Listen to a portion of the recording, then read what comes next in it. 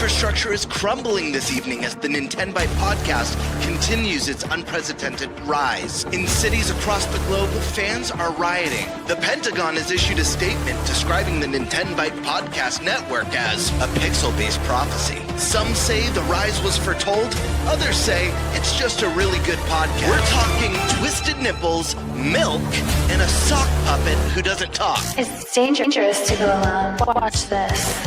Welcome to the Nintenbyte podcast, bitch. That's right, ladies and gentlemen, you're watching the greatest Nintendo podcast ever! Yeah! Is that a Joy-Con in your pants, or are you just happy to see us?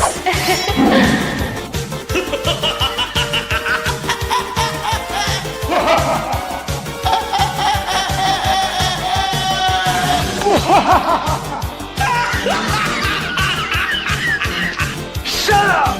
Now feel the power.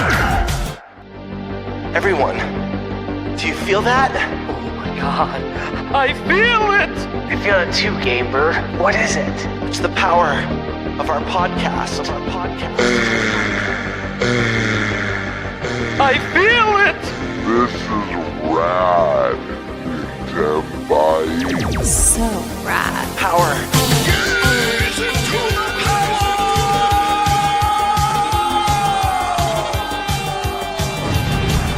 Now bask in their glory. I'm Nintendo Prime. Oh baby.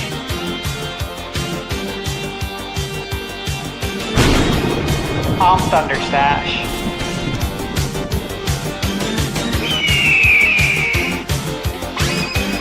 I'm GameBird Classic.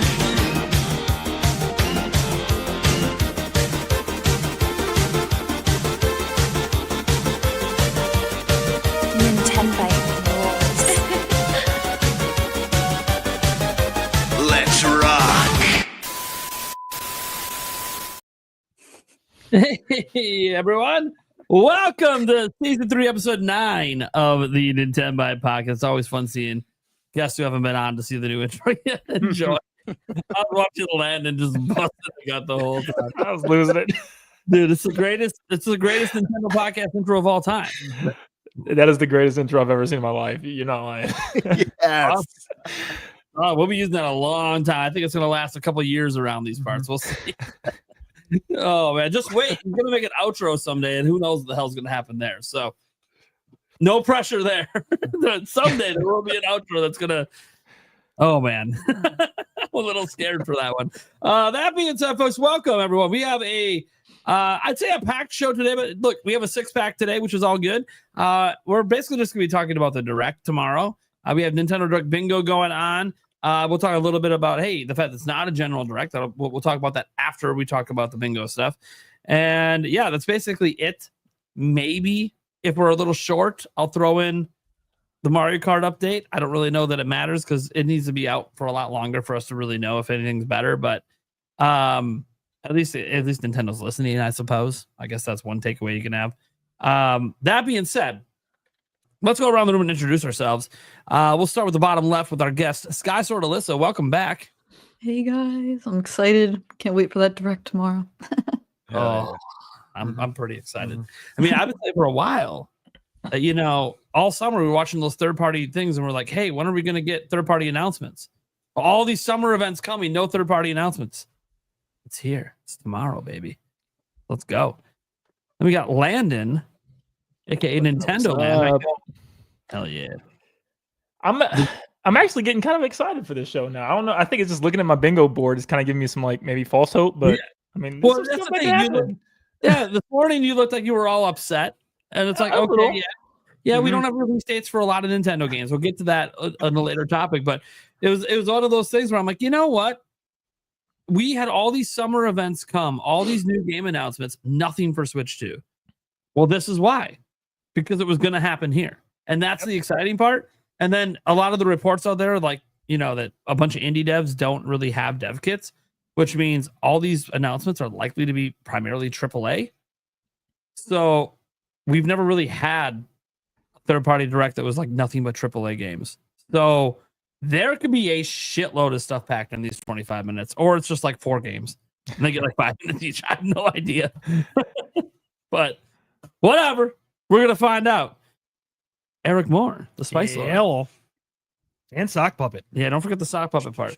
By the way, I have been looking into getting custom socks on the shop that have eyeballs. They'd be sewn on eyeballs, but still, they won't be quite as good as the original. There's only one original. Let's be honest. Well, 2. But we ain't going there. Oh my, Eric! What? GameBird lost the original. I'm aware. Watch him find it. Right. Rename it to Mr. Sacco. Yeah. Anyways. Oh, hey, WWE 2K25. It runs really well on Switch 2. There we go. Let's get a little shout out there. Bring it back. Bring it back around the games. GameBird Classic. How we doing? Tomorrow's the day. We got a big old partner showcase. Exciting times, my Big friends. ol'. Exciting times. Excited for it. It also probably means the September Direct's going to fucking just kill. Monumental. Iconic. It's gonna be an iconic event in September. Watch it just be the 40th anniversary direct. A 40th anniversary direct. No other Nintendo games, just Mario only. Which Landon would probably be all about that. I ain't complaining. That sounds amazing. Look, you give me out Luigi's Mansion 4 and 3D Mario in the same direct in September, I'm good. Said. Like, I'm good. Everything else is gravy. ThunderStash Gaming. What's up? Busy as always. I say that every week, but you guys know we're always busy. DK, finished that. Posted my spoiler-free review. This spoiler-free. Keep that in mind. I know some people like to stray away, but it's spoiler-free. I make a point to do that. Stop. A little personal there. I got yelled at over a spoiler for that game, so. Right out of the box just ruins the game for everyone, right? At the start of his video. It's brutal. No.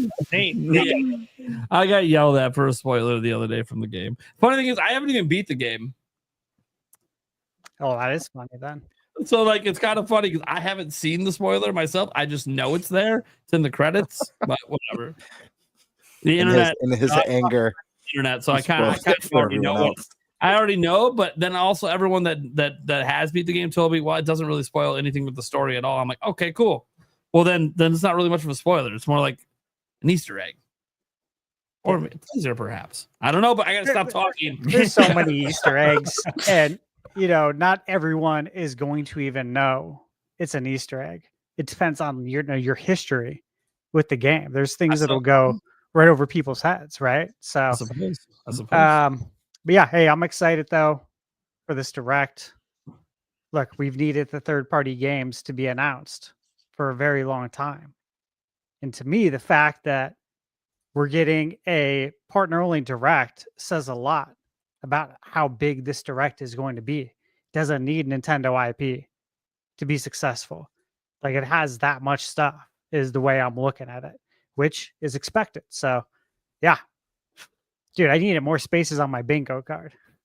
You guys already know that. Yeah, I was going to be like, the Stash's bingo cards going to be so different than all of our bingo cards. It's crazy because he's got enough to make like 3 bingo cards. I do. What's up, guys? I'm Nintendo Prime. You know what's up around here. Yeah, we only got a couple topics today, maybe a bonus third, but probably just a couple. Remember, you guys can super chat in to any of the channels live streaming this and get your questions in for the Q&A section, or heck, sometimes those questions turn into the whole topics. It kind of just depends where the conversation goes. That being said, we got to get going here. I think we should just go right into the big boy one. Actually, you know what? Maybe before we do that, we should do the second topic. We should do the second topic first and get that out of the way because it's more discussion oriented. Yeah. And who wants to take that one? We only have 2 topics, so I'll throw it up to the host. Who wants it? Don't all jump at once. I gotta look. I don't even remember what the second topic is. I'm so excited for the first one. Let me see. Oh yeah. Yes. I'll take it. No one jumped on it. So all right, Gamer. What are we talking about? So with a partner direct tomorrow, do we think we're getting a big direct in September, with a lot of those big first party announcements that obviously won't be here tomorrow? Or do we think Nintendo is going to kind of drip feed reveals through the Nintendo Today app, as they've done a little bit throughout the year so far? Basically, to sum it up, how do we think Nintendo is going to handle their first party announcements for the remainder of the year? Let's start with SkySwordAlisa. Thoughts on this one? So I feel like they could drip feed like a little bit, but I don't think they would just focus on Mario for September. I know that, it's the 40th anniversary, but there's so much more to like talk about because Switch 2 just came out, but they've been really weird lately. So for me, it's kind of like hard to say, honestly. Totally. And do you expect anything from like the Nintendo Today app, or do you think they're going to keep it more fun? It sounds like you're leaning towards more of a September direct for first party, but do you think they might drip feed some more Nintendo? I think they'll still, I still think they'll put some. I think. Oh no! I think we lost her. We got a frozen Alyssa. That or it's a frozen me. Or she's just really deep in thought. Yeah, That's very well. very deep in thought. No! Curse you, internet gods! Or she accidentally closed her browser. That's happened. Well, while we wait for Alyssa, let's take it over to Landon, man, at Nintendo Land. What are your thoughts on this one, bud? It's confusing. They're just very different now. I've been saying it feels like they're holding their cards really close to their chest with the Switch 2, and like not giving us announcements until it's like really close. It's like also like that Mario. It's just that Mario 40th anniversary that's stuck in my head right now. Because where does that, how does that play? Because I feel like they kind of have to still have some type of big blowout. Talk about the games that they've already announced. Get a little bit started for next year. When does that leave like that Mario anniversary? Because surely they're doing something. Like, do they just decide to have that information in the big direct? I mean, like, Nate said, all I need is give me 3D Mario. I don't care what else is in the anniversary. So they could do that in the direct, a general direct, have a little segment dedicated to that in the show with the 3D Mario. So, I mean, they could also drip feed it though, because I'm looking at this list and like some people even brought it to my attention.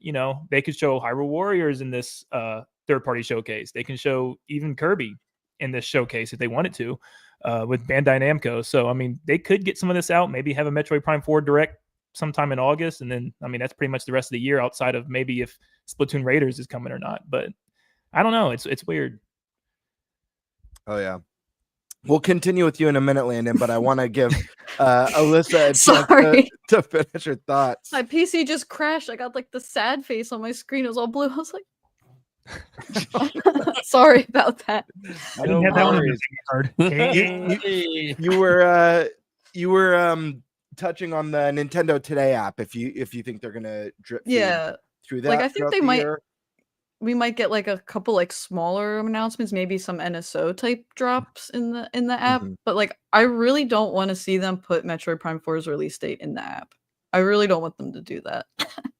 I really want them to like show it off again. Like maybe not necessarily be in a September direct, but have its own thing. So maybe like something like that. I don't like want the DK treatment. Yeah, exactly. Yeah, totally. Awesome. Landon, let's hop back over to you because I know you were still sharing your thoughts on this one. That was about it. I mean, that was like, it. Just like she said, like I mean, I do not want to see the Nintendo app taking over for like the marketing up to Metroid Prime. I feel like that game deserves a lot more of a light and a general Nintendo Direct. It needs more eyes on it. I mean, sure, Metroid fans are going to love that game, but still, you got to market that game to people that may not be Metroid Prime fans right now. So yeah, it needs more love than just a partner or just a Nintendo NSO app, but. Yeah, absolutely. Prime, what are we thinking? Look, I absolutely think there's going to be a Prime, like a Prime 4 Direct, a dedicated one. I think it's just a game that deserves it. It's been in development technically since 2017. So it's one of the more complex games that Nintendo releases. So I feel like it's one, they do it for Xenoblade, they do it for Zelda, you do it for Metroid. It kind of needs that extra explanation. How they do it for Mario sometimes, we don't really even need it for Mario. So I I really think that that's probably going to happen, and that might even be the next direct we get. It kind of depends on when it's going to come out, and that's really the question everyone has is, okay, we have this big third-party direct, which is great because we do need a lot of third-party announcements for Switch 2. We expected a lot already by now, and we haven't gotten any since April 2nd, really. Just a couple little ones that floated out there. So, this kind of answers the question on why we haven't been getting those third-party announcements. And tomorrow we're going to find out that they probably were holding everything back for this direct. We were even hearing some third parties kind of throw out there that Nintendo was saying, no, you can't announce things until the direct. So kind of weird that Nintendo has that power, but it is their system and they have to approve of your game releasing on it. So they do have that power if they want it. And also saving all the big announcements for this obviously makes the partner direct bigger. Like any games that you guys thought might have been confirmed for Switch 2 over the summer, things are probably going to be in this one. So then when we look ahead to the September one and what Nintendo's doing, the reason people are confused is, yeah, we have like 4 or 5 Nintendo games announced with no release dates. And that's very weird. That the only game besides Legend ZA that we have a release date for is Dragon Drive. Yeah, I know we could talk about, the Kirby stuff, but look, it's Dragon Drive. That's what we have a release date for. That's actually a new game. And that's just, that feels weird. That's a $20 game. Are we really in August just going to have a $20 DLC and a $20 game? We're not going to have any major release in the third month. And then we go into September not even knowing about a major game coming that month. That's what feels so weird. Is right now, the next major game is a Switch 1 game in October. Now we know Kirby Air Riders is coming. We know Age of Imprisonment, which, to be fair, we might get a release date for that potentially tomorrow. We know obviously about what were some of the other ones? God, I'm spacing out right now. Kirby Air Riders, I think I brought that one up. What am I forgetting? My God, Splatoon Raiders. Splatoon Raiders as well, and that one sounds like through that Malaysia leak that it is coming this year. Kind of thought it was, but I kind of figured tease the way they did, then drop in a direct, and that they still might do that. Like September. The fact that we don't have any of these release dates, I think September's game is going to probably have its release date put out through social media. I think it's going to be a Twitter / Nintendo Today app drop. I don't know what game it's going to be. What game, like Dragon Drive. Okay, that kind of made sense. It's just a $20 game. But the rest of these games that we know on their slate are not $20 games. So it's like, what game are they really just going to only do a social media drop like that and not try to make a bigger deal out of it? And that, I've been kind of leaning that it might be Prime 4 because they could do a Prime 4 direct next month and then have the release date be in there for September. And then they did make a big deal out of that. They gave it its own direct. But I have no idea on that front. What I do suspect, though, is September is going to be pretty big. One, I don't think they're going to skip doing an event in September, even though we're getting a third. One thing is we're getting a third-party direct now. We're not getting a first-party one, which means the next first-party thing is September, which is their traditional direct time. And it's obviously Mario's 40th anniversary. So I don't think there's any way we get through September without a major Nintendo event. But this does now make me think, because for a while I thought they might do the massive direct now and then just Mario in September. Now it's like, okay, no, they're probably just going to do a massive general direct in September that happens to have some Mario 40th stuff in it. And that's cool. I mean, and maybe the Mario 40th stuff, maybe they don't have a lot to discuss. Maybe it's just like a couple things. Like maybe it's Galaxy 2 remaster for Switch 1 to get the Switch 1 audience some stuff. It's 3D Mario. And then maybe one other thing. And that's still a lot, by the way, because the 35th anniversary of Zelda, we just got a Game & Watch. So it's still technically a lot of stuff. Well, maybe they don't feel like 3 announcements is like a whole direct for them. Because remember last time we did the Mario one, that was during the COVID year. So, they kind of had to fill the slate in there with whatever they had. So I do think that that's probably the plan at this point. And to be fair, that's what probably was the plan this whole time. We just didn't know. Nintendo's the one with their own roadmap. So I think September is going to end up being a stupidly massive direct for a lot of people. We're going to get release dates for the rest of the year, probably through January. Hell, we might get a release date for Dust Bloods at that time because that's a 2026 game. And they're going to show. And the thing about September is they always tease games for the following year. So we're going to get teases for 2026 as well. And that actually makes the September direct even bigger. September direct's always pretty big because you get a 2026 tease. I think we could get multiple 2026 teases, including 3D Mario, and obviously a bunch of their entire holiday slate all lined up. So the September Direct's going to be massive, and our bingo boards are going to look very, very different come that direct than they do today. But I'm not as upset as I am that I want to know this stuff now, and I'd like a nice beefy 45-minute direct. Nintendo put an extra 20 minutes on and at least give me release dates. Maybe it's one of those things where Nintendo doesn't want to announce any new game right now.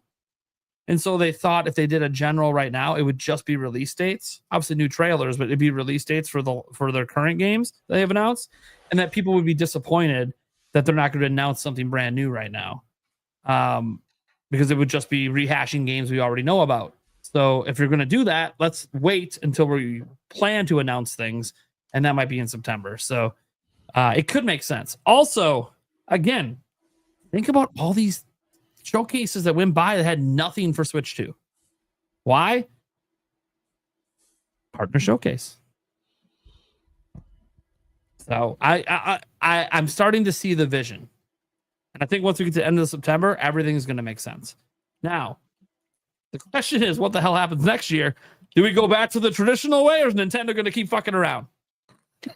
I guess we'll find out. It's been wild since August of last year, when we had 3 directs in a week, but one was for the museum, and then there was a Indie World back to back with a partner showcase thing, and then some. Okay, cool. We had the kind of a standard direct earlier in the year, and then all of a sudden, boom, we get a direct and a Switch 2 direct a week apart, and now a partner showcase in July. Nothing happened in June. So everything's all over the place right now. The question is, once we get past all this, is it going back to standard next year? Is Nintendo just going to keep rocking our world? We get to January, and now there's a new massive direct for something. Yeah, who the hell knows? Maybe we start getting a direct every other month. I shouldn't give Nintendo ideas. Damn. Anyways, all right, that's where I'm sitting on all this right now. Thunder, bring the stash. What are your thoughts? Yeah, I still think we're gonna get some more directs this year. Sure. Obviously, it's the launch year, and the console launched halfway through the year, right? So we got 6 months to see how many directs you can get in the remainder of the year, right?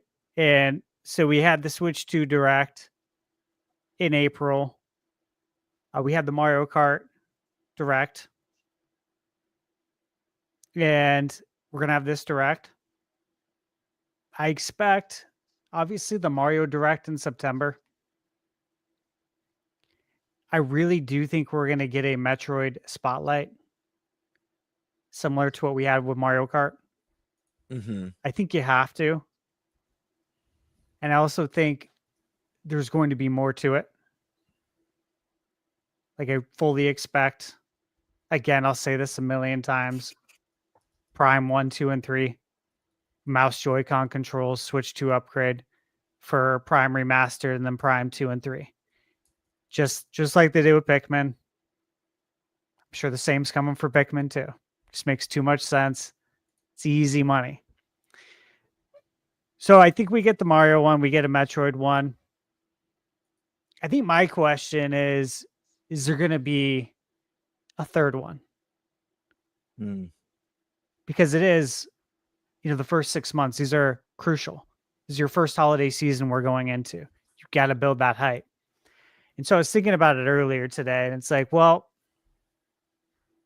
today or tomorrow is going to be the 31st. So essentially August 1st, essentially, right? In Japan, it'll be on August 1st. And it's Mario in September, yes. Metroid. We could almost have, I feel 3 in the next 60 days. Because you got to have it before people start hunkering down for holidays. Mm-hmm. You can't have a direct really in November. You got to get it out the door in October. So that would give us from essentially August 1st to October, the end of October. So roughly 90 days to get 3 directs out. including the one we're going to have tomorrow. So 2 more. That, Metroid, Mario, but 1 more. What do you guys think? Do you think there's a possibility? The things I'm looking at is like, okay, tomorrow, potentially, right? There's some really big indie games coming to Switch too. A few could be on my bingo card. I won't say it. But they're big enough that they deserve to like be in this direct, the partner direct. Mm-hmm. And I know they're coming. We know they're coming. So that's what I got to ask is that question. Like, if they're not in this direct, they need something. They need some sort of outlet, some sort of promotion. Because there's enough indie games that we already know about that I think deserve people's attention. That could make a really good indie direct. And that would be like the first indie spotlight. So you got to look at that too. It's like we have that possibility depending on what happens tomorrow. So if we don't get any indie games shown, and you guys probably know some of the ones I'm talking about, if not all of them, if those aren't shown, I think we might get something with all of them in there. Because it would be a great way to kick off indies on Switch too. I feel like same time. If we don't, it could be in a general direct. Yeah, I feel like they'll do that in December. Because if the reports are true that like, indies don't, like most of them don't have dev kits yet, I think they'll have them before December. And then there'll be like a December indie world. I think some of these games are going to be out though already. Like, yeah, I'm talking about games that are coming out. Yeah. Oh, I know what you're talking about. Because it was an indie developer who shined some light on this that they couldn't get a dev kit yet, and Nintendo told them that. I don't remember which indie developer was. I remember this story. They told them that because the game is also on Switch 1, that they can't get a dev kit right now. So like they're focusing only on indies that are making games exclusively for the Switch 2 platform. So that's not very many right now. Because why would you not want your game on Switch 1 with a bigger audience? Yeah, no, that's totally valid. But I think you could have from the games that we know that are coming that are indie games. Mm-hmm. I'm talking like around 5 or 6 games that could literally crush a indie spotlight. I know. I know the reveal that gets us on the board. Yeah. So it's just such an interesting situation we're in with the timing. You know what I mean? Ultimately, I think Nintendo's already got this planned out. They already know what the timeline looks like. We're left speculating, right? But there's going to be plenty of games to play. That's what matters. Hell yeah. Let's take it over to Mr. Sock Puppet himself, the Spice Lord, Eric Mohr. What are your thoughts on this one, brother? You know, I can see. I agree with Alyssa that I think with the Nintendo Today app, I think they're going to release like some NSO. At least that's what I'm hoping for. Is that's what they use that to, announce NSO stuff, which kind of kills one of my bingo card things. But I'm good with it as long as it comes. But as for like the direct and stuff like that, I was kind of thinking along the same lines of Stash there that we're probably going to have 3 in the next 3 months. And actually, the more he was talking, I'm like, could we have 4 in the next 3 months?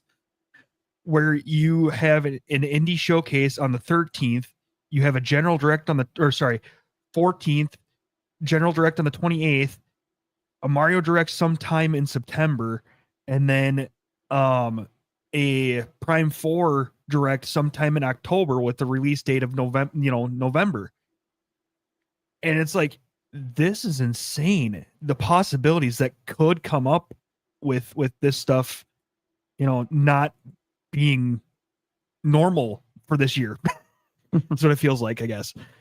So yeah, I mean, there is almost infinite possibilities. It feels like that we can, Nintendo can go in, because it feels like we're almost pulling rabbits out of hats just to, we're gonna keep people guessing. So here we go. So that's kind of what I'm feeling right now.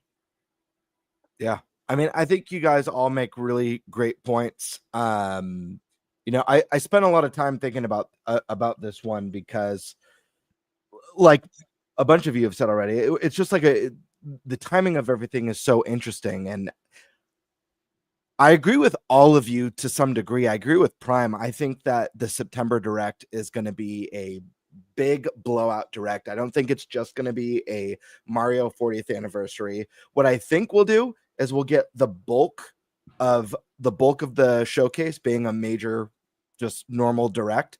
And then the tail end of it is going to be like, hey, guess what? It's Mario's 40th anniversary. And then it's going to close out with a bunch of Mario announcements. Maybe we get Mario 40 on NSO. They bring back that Mario 35 concept.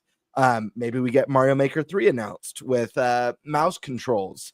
Would be really cool. Maybe it's not Mario Maker 3. Maybe it's an upgraded version of Mario Maker 2. From the Switch with the mouse controls incorporated and some extra DLC, maybe some of the wonder mechanics added in there, which would be really cool. And then maybe a grand finale tease of the next 3D Mario game, which I think is a lot closer than a lot of people might think. But I do feel like I think Stash hit on some really good points. I do feel like that there is room for multiple directs over the next few months. What's interesting about this one is that you guys mentioned like Prime 4 having its own direct, and I definitely think that that's a game that would greatly benefit. We've only seen a small slice of this game. People have only gotten to play a small slice of this game. We don't really know like how similar it is to previous games and how much new innovation is brought to it. We know there's going to be some psychic powers, but is this going to feel like just another Prime 1, 2, and 3? Or is it doing things that we just haven't seen yet because we've only seen that early mission that really innovates and reinvents itself in some ways? And what's confusing about that, though, is that I see a Prime 4 focus direct being a possibility. But I also feel like, does Kirby Air Riders need a Kirby Air Riders only direct? We have Mario Kart World. That's the biggest racing game that launched this year on the Nintendo console, period. Kirby Air Riders isn't as big as Mario Kart. We also have a Sonic racing game coming out that looks fantastic. Do we need extra time on this game to tell people who might already have Mario Kart World, to tell people who are interested in the Sonic racing game? Here's why you need Kirby that they can't do in like a minute and a half trailer in a Nintendo Direct that flies by. Or does Kirby get delayed? We haven't mentioned the possibility of a game being delayed. Totally possible. But the other one is Splatoon Raiders. This is a spinoff. Splatoon has gotten that franchise has gotten many solo focused directs explaining like the new maps, the new weapons, some of the new modes. Do we get a Splatoon Raiders? This is a spinoff on a breakthrough series for Nintendo. We got to explain what's different. Why, if you're a fan of this one, you should definitely check out this one. So it's interesting. I can see a scenario where they do some Nintendo Today stuff with Metroid Prime 4, but they save the bulk of it for a focused direct. And that is like, how with Donkey Kong, they'd show off like 3D renders, like some of his different moves. Maybe they could show off like each day a new psychic ability. It's like a 15-second, 20-second clip just showing off an ability, like some sort of a puzzle mechanic. But we also get that meaty direct. It's interesting. I feel like there's so much to see. I feel like Nintendo's holding a lot close to their chest. And Prime, you mentioned the possibility of 2026 stuff. I mean, I'm sure we're going to see a handful of 2026 stuff. We always do. Even at the Switch 2 trailer, we got end of the year announcements. We got Dust Bloods.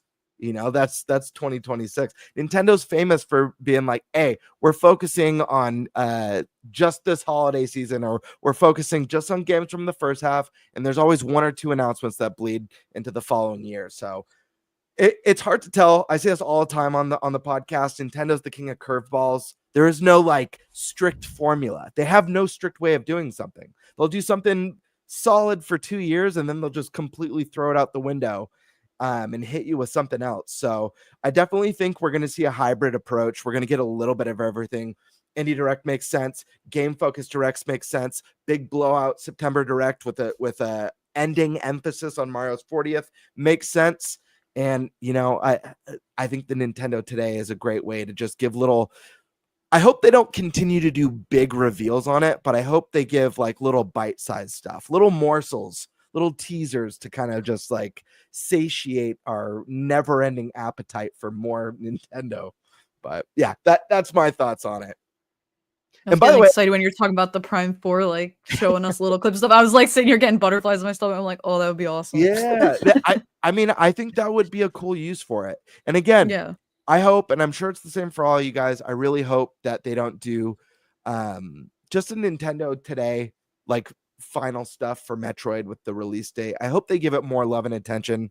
I certainly feel like the game needs it. Especially, it's like if there's more to this, we got to see that at some point. There are some things that work really well with being a mystery. We talked about recently on the show. Tears of the Kingdom. There's a lot of mystery around that game, but that's a game that could get away with it. That mystique. It has a big enough of an audience just so hungry for that they could get away with keeping so many elements close to their chest. I don't think that works for Prime 4. I don't think it works for Kirby. I don't think it works for Splatoon Raiders. So I'm excited. I mean, listen, we're not going to get all of our wishes this year, but I feel like we're going to get a lot. And I feel like this is just a really good and exciting time to be a Nintendo fan, ultimately. I mean, I might get all my wishes. Fair enough.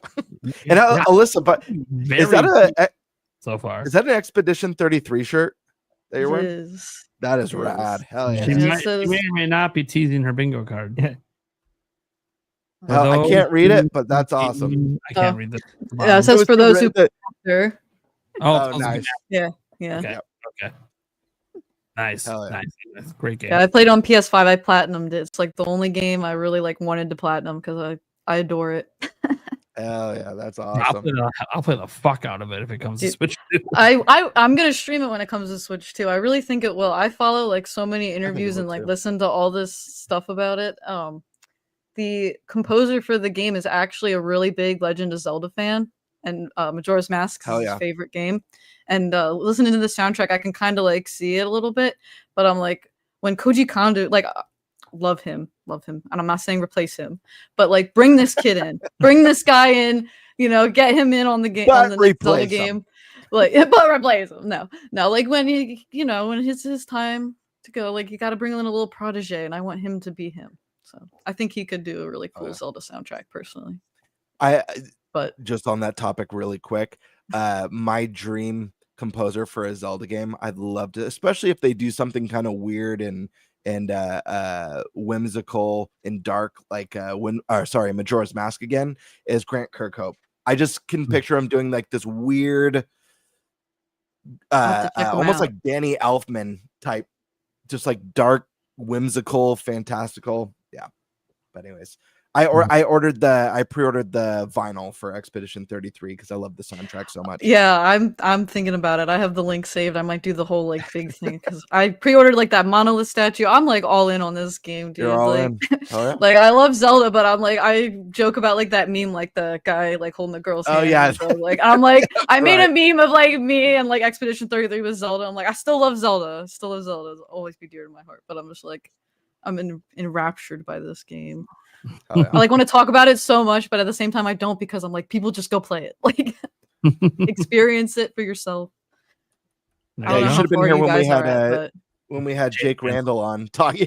Oh no, I'm like him, like dreaming about it and everything. I'm like obsessed. Dude, he just had his YouTube channel and stuff hat today, and he's still talking to me about this game. Oh snap! While his channel's hat, he's like, "Hey, have you finished Expedition 33 yet?" I'm like, "No, I haven't." I keep talking to somebody in my community too. I'm like, "How are you? How far are you? Where are you at now? Where are you at now?" I'm like, "Right, it is." Yeah, Jake Randall. There you go. How do you do, man? The Expedition 33 hey. What's up with the chat, man? That's sick. I love it. Up on a secondary account. Yep. All right. Hopefully YouTube helps them out in a moment. I just connected them behind the scenes. So, all right, let's go ahead then. Is that everyone who went? Mm-hmm. I believe that's everyone. Cool. Let's get to the direct bingo. Yeah. That is Now we're something- going bonanza. Keep going. The hype. What? We have more? Yeah. More. Yes. The air horns and bonanza killed me. Whoa. I mean, maybe some people predicted some horror games. I don't know. A little creepy there. I mean, What the hell? We need to get one of the. We need to get one of the from the intro. You do. on there. It'd be so good. I Look. read your voice in the notes with that. Dash walked away. I should have waited for a moment and then just hit this one.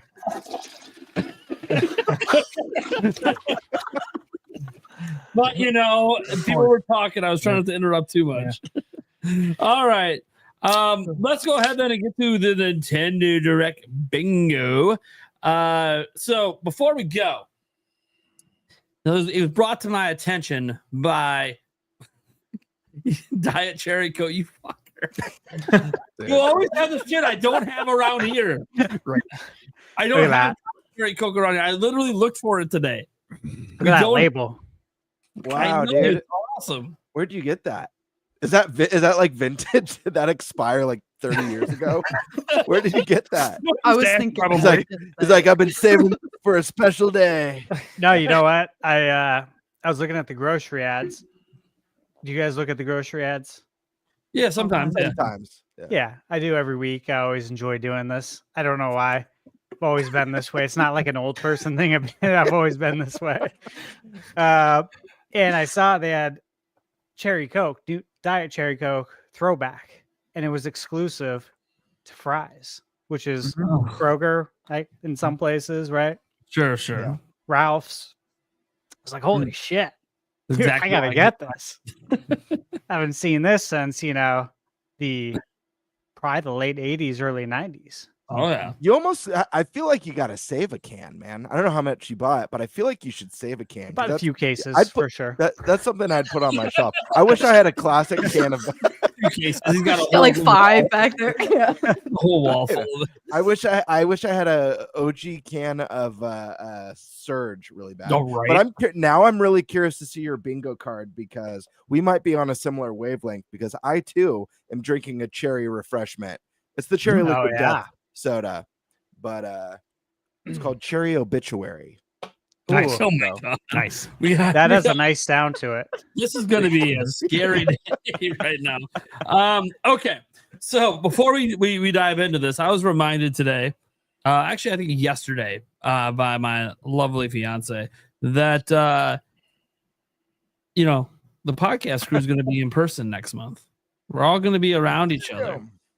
And we are doing this direct bingo. Maybe we should have a friendly wager on this that can get paid off in person. I don't know what the wager can be. I don't have any real ideas, to be completely honest. She just brought it up. Hey, it's like, well, the first time you're in person and you can have a wager. I told her, like, Stash and I already got a game going. It's good, Yeah. I did not build. I'm gonna get my ass kicked. I did not build my bingo card to Trying to get bingos. take people's money. Yeah. Otherwise, Yeah. I would have put Just Dance in there in the sizzle reel and Madden in the sizzle reel, and I could have named probably like 75% of what's going to be in the sizzle reel. Right? Yeah, Go I off know. the sizzle reel. Looking at my bingo card stash. The bingo card is built for fun. Yeah, I know. Yeah, That's what I did too. My bingo card is built for fun as well. Yeah. Eric almost had what his we bingo should card built with straight diagonal wish list items. Yep. So you can literally not get a bingo. Hey, I admire that, man, because it like Stash said, it's easy to kind of go things we expect, and obviously I put some things that I think we all expect to be there. I had to force myself to be like, okay, but like, what's something that's just not obvious? Yeah, it's not fun to just do a bingo that's just all well, look at the games already announced without release dates. That's all the ones on the bingo chart. Yeah.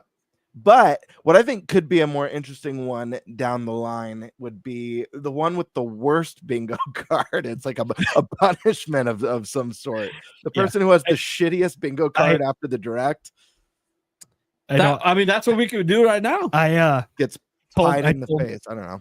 I told Nate the Pied in the face. Pie on the face at the in-person podcast. no, I told Nate the person who wins or the person who loses has to buy the first hour of the everybody's drinks for the first hour of the Red Bull. That's cruel. Content creators. That's actually cool. Yeah. He's referencing the fact that Red Bull at PAX East, when we went, there was like an hour and a half or a 2 hour period where all the drinks were free at the bar. So he's basically saying, oh, the loser has to provide all the drinks for the first couple hours of the Red Bull event. Except it's free. I mean, I guess technically it's a tongue-in-cheek punishment.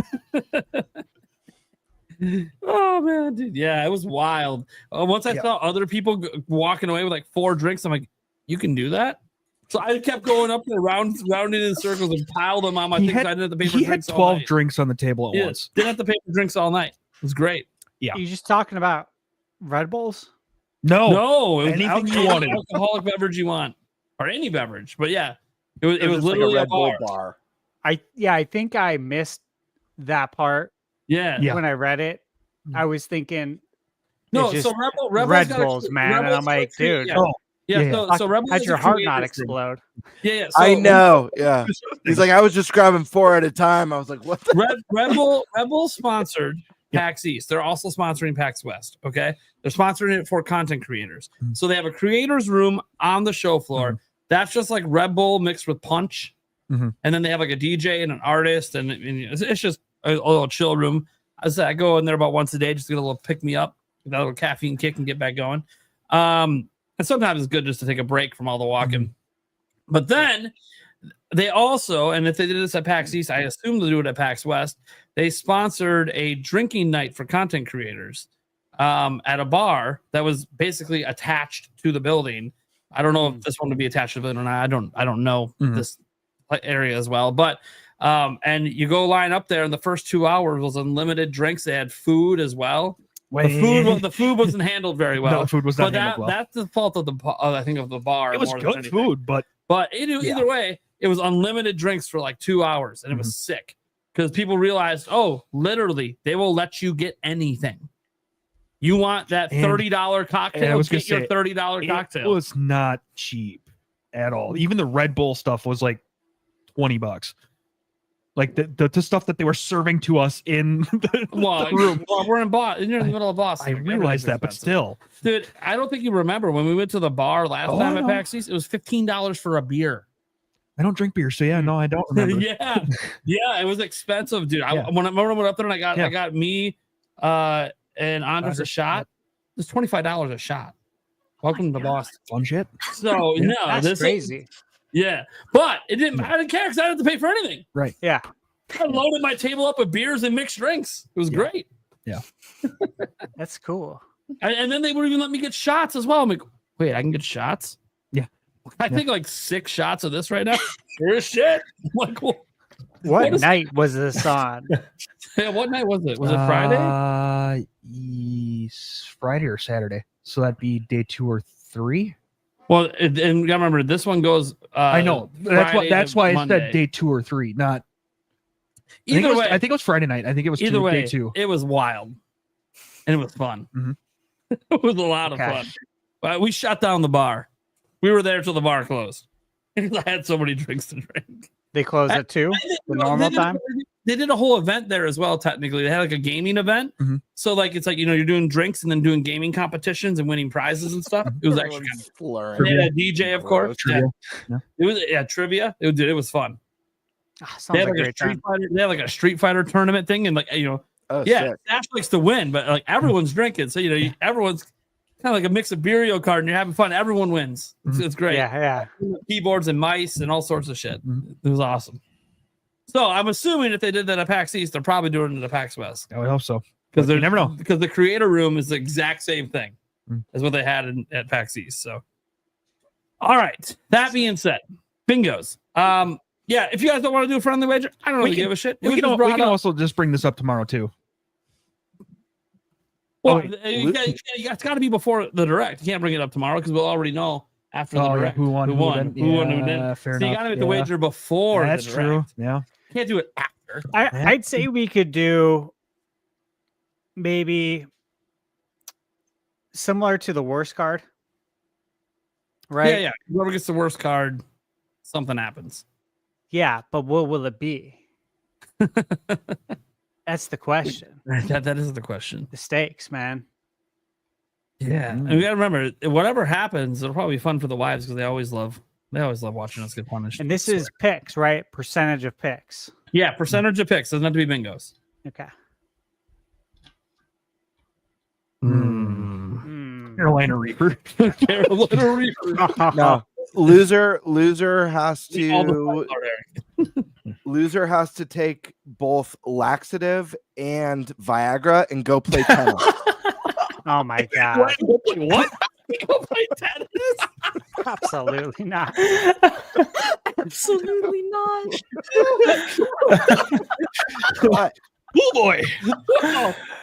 Gamer down a lot Tennis is crazy. I went too far with the tennis. My bad. Tennis is just threw me off. Yeah. Yep, that's where we drew the line there. Yep. I mean, I went with the pie in the face. That's not a bad idea. I wish we had one of those. You guys remember like 90s Nickelodeon with like the pie pods? Like what was it? It was like What Would You Do or Double Dare back in the day. Double Dare. Double Dare. Was Yeah. the best. Yeah. And then they had like the slime. Yeah, all the slime stuff. Oh, the slime stuff was cool. Yeah. Yeah. Good times, man. Too bad we can't say like you have to go sit in a dunk tank or something. Right. Yeah. that was always fun. Yeah, that'd be fun. We're gonna have to invest in a Nintenbyte dunk tank so bad with our logo across it. Oh my gosh, that would be so Don't sick. make me start looking up the cost to rent a dunk tank out in Seattle. Jesus. Oh God. That would rock though. If we did an in-person live podcast with a Nintenbyte dunk tank. Yeah. Super cats get to throw balls. Like that would be so wild. That would be. It'd be like we're live. Oh, you're asking a question in person. Yeah, hold on a second. $20 super chat. Give me 20 balls. Yeah. Which one of us is going to the tank? Right. All four at once. Oh man. Who's on the bottom? Anyways, just like in the tank screaming. So you can do. I mean, Eric's always gonna go for Spice Lord bullshit because for him it's not much of a punishment. Yeah, I don't care. You know what? I mean, punishing Eric is making him chug a beer. He fucking hates beer. Yeah, but he'll still do the chug, but he fucking hates it. But what about? Okay, so pie in the face was one that is obviously could always do. Just a little messy, but whatever. Yeah. Pretty classic. It's a pretty classic one. Or maybe we can make this really entertaining for people if we do it on the podcast, even if it's a pre-recorded or a live, because I don't really know what's going to happen while we do it. Because if the internet sucks, then we can't really do it live, but we can pre-record it. The two worst cards could do the burrito slap challenge. Oh, yeah.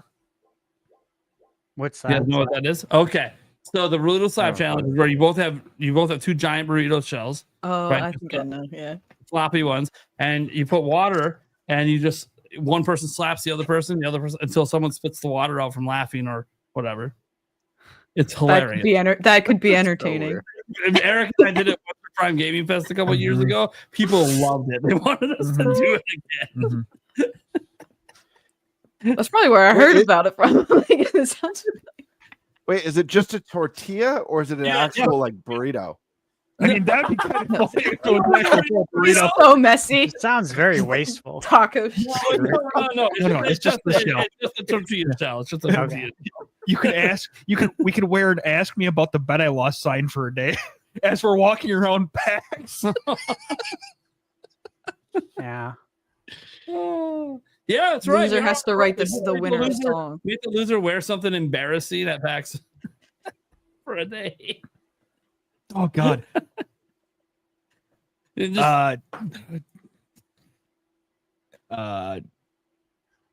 I don't know what you're thinking right now. Come on, Eric, spit it out. Yeah, I'm looking it up. I don't know what's going on there. Dude, DK Oh, yeah, costume. You have to wear the Donkey Kong costume the whole time when you're there for one day. Oh my god. Bowser mask. The DK costume would kind of be fun, actually. Yeah, I was like, that's not a punishment. If one of us wanted A Tingle costume. Stash is over there being like, I might just do it anyways. Yeah. The costume's pretty funny. Yeah. Oh man. God, maybe that's what it is. Maybe the loser has to come up with like the cheapest and worst cosplay to wear for a day there. Like the absolute, like you barely spend any money. It's How just about like that? the worst looking thing you can come up with. But it's something. It's a character. Just put something in the private chat. How about that? Oh my god, which one did you click on? Oh my god. Wait, what? Private chat. Oh man. The guy's face, right? The look on his face Time. makes it really funny. He's having a Like, bad time. yeah, he looks pissed about being in that. We're looking at in the audio version. We're looking at a Bowser's headpiece costume on Amazon. Can't show anything because it'll show addresses, but it's No, yeah. it's Does hilarious. it come with that mustard yellow shirt too? No, If not, but no, it no, doesn't. probably not. But we can find, We can find a dude. mustard yellow shirt. Neat. What? We'll talk about it later. What is that? We're trying to figure out- Or, No. The thing that we're doing that we just ordered. I don't know what we just ordered. Oh, good God. Clothing? Oh, merch. Yeah. You just say we bought merch. Yes. Who cares? Yeah. But you could add a mustard yellow merch to the t-shirts, and we can just order that. One of us has to wear one of the ugliest colors we can come up with for the merch. that's a good halfway point. with that With the Bowser. With the Bowser. I just sent another costume in the chat. Oh no. Oh my gosh. Oh god. It's maybe worse. I don't know. Yes. Yeah, wear that. That is more of a That's the one. Okay. That's the one. I also like that it's like half as much as the other one too. Oh, yeah. That's so dumb. It fits the very cheap cosplay concept. Yes, it does. It's a toad hat. Oh my god. The funny thing Toadette, is, look at the Toadette picture. yeah, the Toadette one's not good. I saw it, but I didn't like oh my. I With the swear, awkward whoever smile, wear it, too. they're probably gonna go all out and try to buy like an Aladdin costume to go with it. Yeah, right. Anyways, okay, sure. Should we do that? The Toad one? Yeah. I Or still just think we should worst find out. cosplay? And I Worst still cheap think we cosplay? can. Yeah, worst cheap cosplay. Yeah, I'm good with that. Yeah, we'll Yeah. figure it out. Yeah. All right, something like that. Yeah. Okay. I mean, really, the loser's one's got to figure it out. Yeah. All right. The winner gets nothing. Right. No one cares. This is about not wanting to lose. Yeah. This isn't about if you're first, you're last. You just don't want to be last. I would have done my card way differently. I took some big risks on my card. Gamer's over here like, shit, it's gonna be me. So did I. I took some risks too. Get that blue vest ready. I All know. right, let's get into third party direct bingo. Yeah. Thank God we didn't settle on the Viagra, laxative, and tennis. What would you have done? Well, it if you- sounded good at the time. what would Sorry. you have done if all of us would have been like, all right, sure. Ain't no way. Yeah. That would have been hilarious. We're like, oh, that's pretty funny, actually. Yeah, that's pretty good. Is someone wearing it depends what we do? Right. Very creative. That That actually would probably end in an arrest, unfortunately. Yeah, probably. sounds to me like a college party Yeah. prank is what Yeah. it sounds like. Yeah. Oh my gosh. All right. Let's get to our direct bingo. Who wants to start? You know what? Let's start. Let's start with SkySwordAlisa since I have her card right here. We'll get this opened up here. I do have some obvious ones though. It was That's a little okay. hard for You're me to not come up with stuff. So, Dude, we don't care. We don't care about your bet. Hold on here. I'll take the Viagra and the laxative and play tennis. Stash, I gotta ask you real quick, not Yeah. to derail. Are you gonna be bringing a bunch of snacks to PAX? Because I feel like you are. I feel like you're gonna have a snack. I like a mean, traveling snack bag. yeah. Typically, I bring snacks with me. Like, I don't go anywhere without a Make sure you bring Werther's up in some my whole pocket. fruit. I love that. I have candy. I always have candy, dude. I always do. I always have snacks though, and you know, yeah, I probably will. I always travel with them too. I'll It just probably have makes sense. nothing. I don't know where the nearest, grocery store is wherever we're staying. I like to Right. make sure I got some stuff on me in case I get hungry, All right. So we have a big board on the table here from SkySwordAlisa. I told you her board looks nice. Yeah, it's Not bad. aesthetically pleasing. Most impressive. All right. Makes Why don't you mine go look through the list and let's see what you got and why you put it there. All right, so do you want me to just do like one at a time and why I put it there, or like read them all? Yeah. Okay. All right, so I have Metaphor on there at the top left. I believe there's a rumor about it coming. I was trying to like look at some games that have been out for a little while now because I feel like some of the like really new games it might be too soon. So I feel like that came out sometime last year. I feel like that would be pretty good contender. Oblivion, I feel like it really should come because we had Skyrim, and I don't really see why it wouldn't. That's one that I like really want to come. So there's a lot here that I don't really like care for personally, but Oblivion's one that I would really like to see come over because I haven't picked it up yet. Excuse me. Borderlands 4, we got that silly little what was that Twitter video? Randy Pritchford being Randy Pritchford. That's what we got. I was like, oh my. So, but I feel like we'll get an update on that in the direct, like an official, more official. I was gonna be like, it's Randy. It's looking more official than the big Rand. I guess more professional. I guess you could say. What? That wasn't professional? Doing a selfie video off your phone?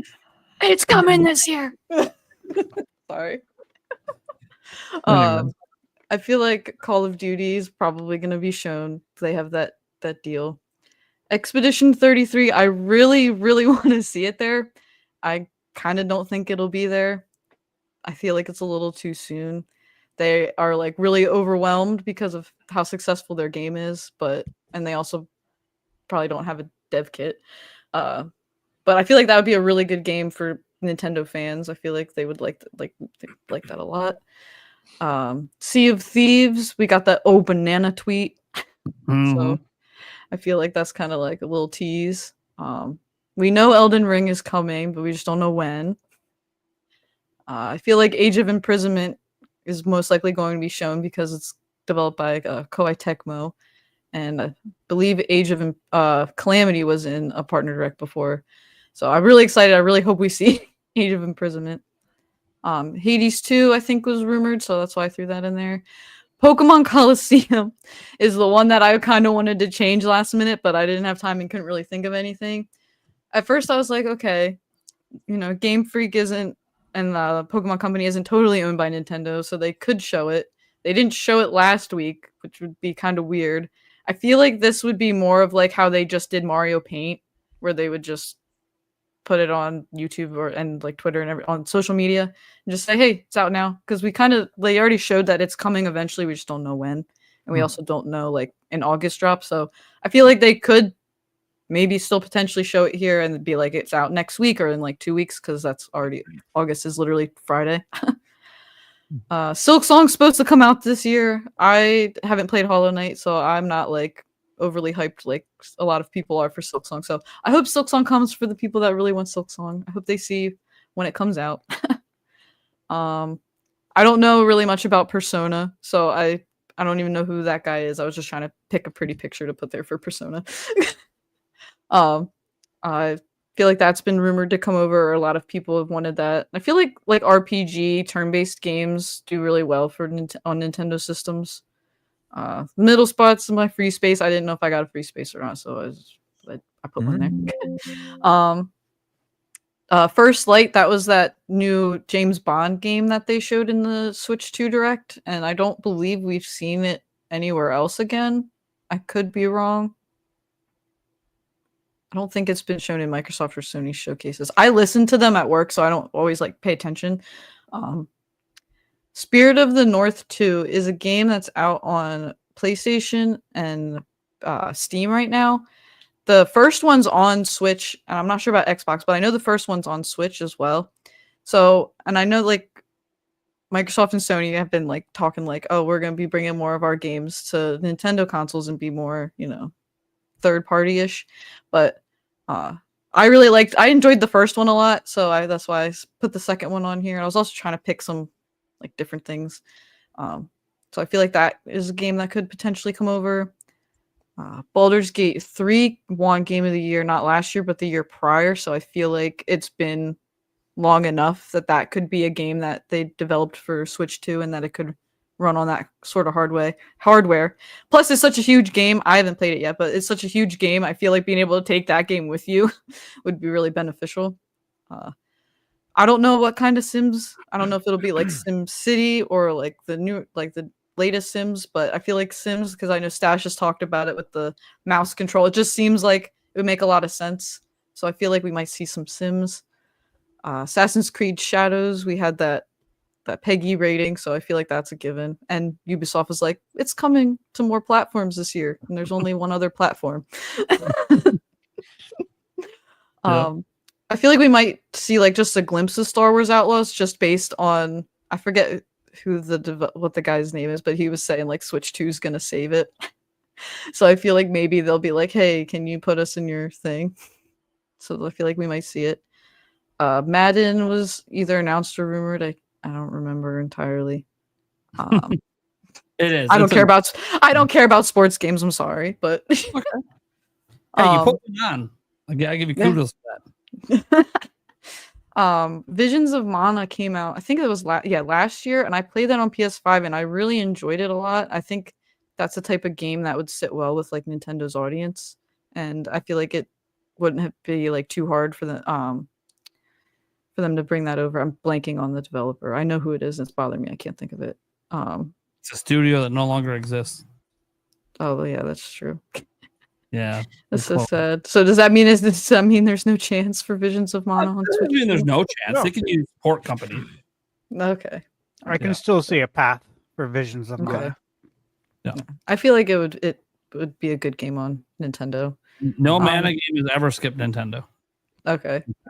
So maybe it'll be there then. Kina and the Bridge of Spirits. I feel like that would be another good game that would fit with the Nintendo audience. I was trying to think of like some games that I've noticed are only on PlayStation, since there's the rumblings of them bringing more games over, and that game's been out for like a few years now. So I haven't finished it. I played a bit of it, but it's kind of like a Zelda-like ish type game, like adventuring like that, like action adventure type thing. So I think that would, I really want to get back into it. I just have so many other games, and then I'm obsessed with Expedition 33 and Donkey Kong right now.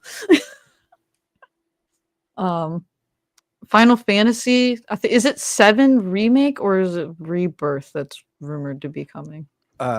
Remake was announced, but no release date for that. No release date. Okay, so I feel like we'll see that. And I haven't played Final Fantasy in a really long time. I tried like one game on PS4, and I couldn't really get into it. But after playing Expedition 33, I want to like try to get into Final Fantasy now, because I had a lot of fun playing that. I'm not really big on turn-based games, so that's kind of what like turned me off.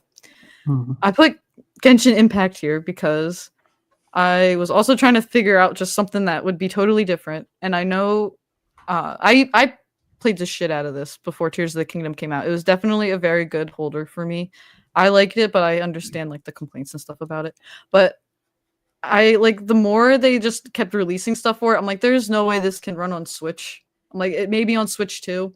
So I was like, okay, well, maybe we'll see it here. It's a free-to-play game. It's the anime.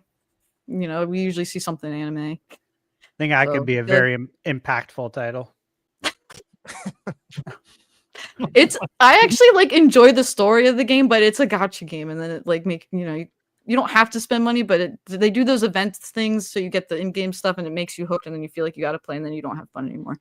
But if you can like control yourself, like when Tears of the Kingdom came out, I like broke off of that. But yeah, I feel like we could see that. And then Dragon Ball Z, I think, was either rumored or that it was announced. Sparking Zero. Yeah. Yeah. And there's the other anime. So there. Pretty solid card. Thank you. Yeah. Thank you. Yeah, it's not bad at all. I'm gonna say I'm liking that a lot. But that also means that Landon's up. And here we go. Very different. Very different. All right, I don't have a lot of explanation for these, but you know what? We're gonna try. All right, starting off with my dream pick, Pac-Man World 2 repack. This would be one of the few things that could get me there. It's a great 3D platformer if no one's ever played it. We got Pac-Man World 1 repack not too long ago, about 2-3 years ago. So I think there's a chance that'd be a really great 3D platformer for Nintendo to announce. They did it for the partner direct that 2-3 years ago, so I could see that happening again. Silk Song, God knows. I mean, it's got to be here every single time. So put that in there. Klonoa, this is another strange one, but I was like, you know what? We had that Reverie series about 2-3 years ago also. So I think, I don't know, maybe it could be another time for, some type of old Klonoa game brought back or some type of surprise like that.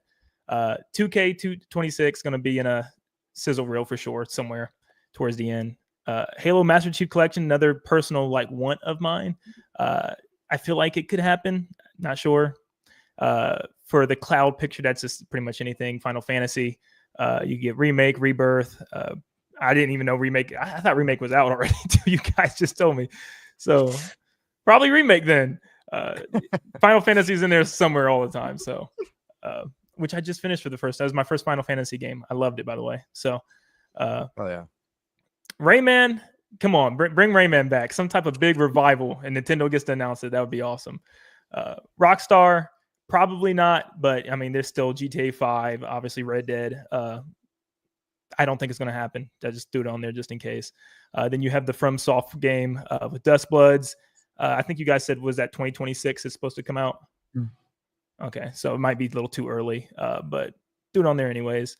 There's a new SpongeBob game coming out later this year. That feels like something Nintendo definitely would announce, something they'd put in like a sizzle reel also.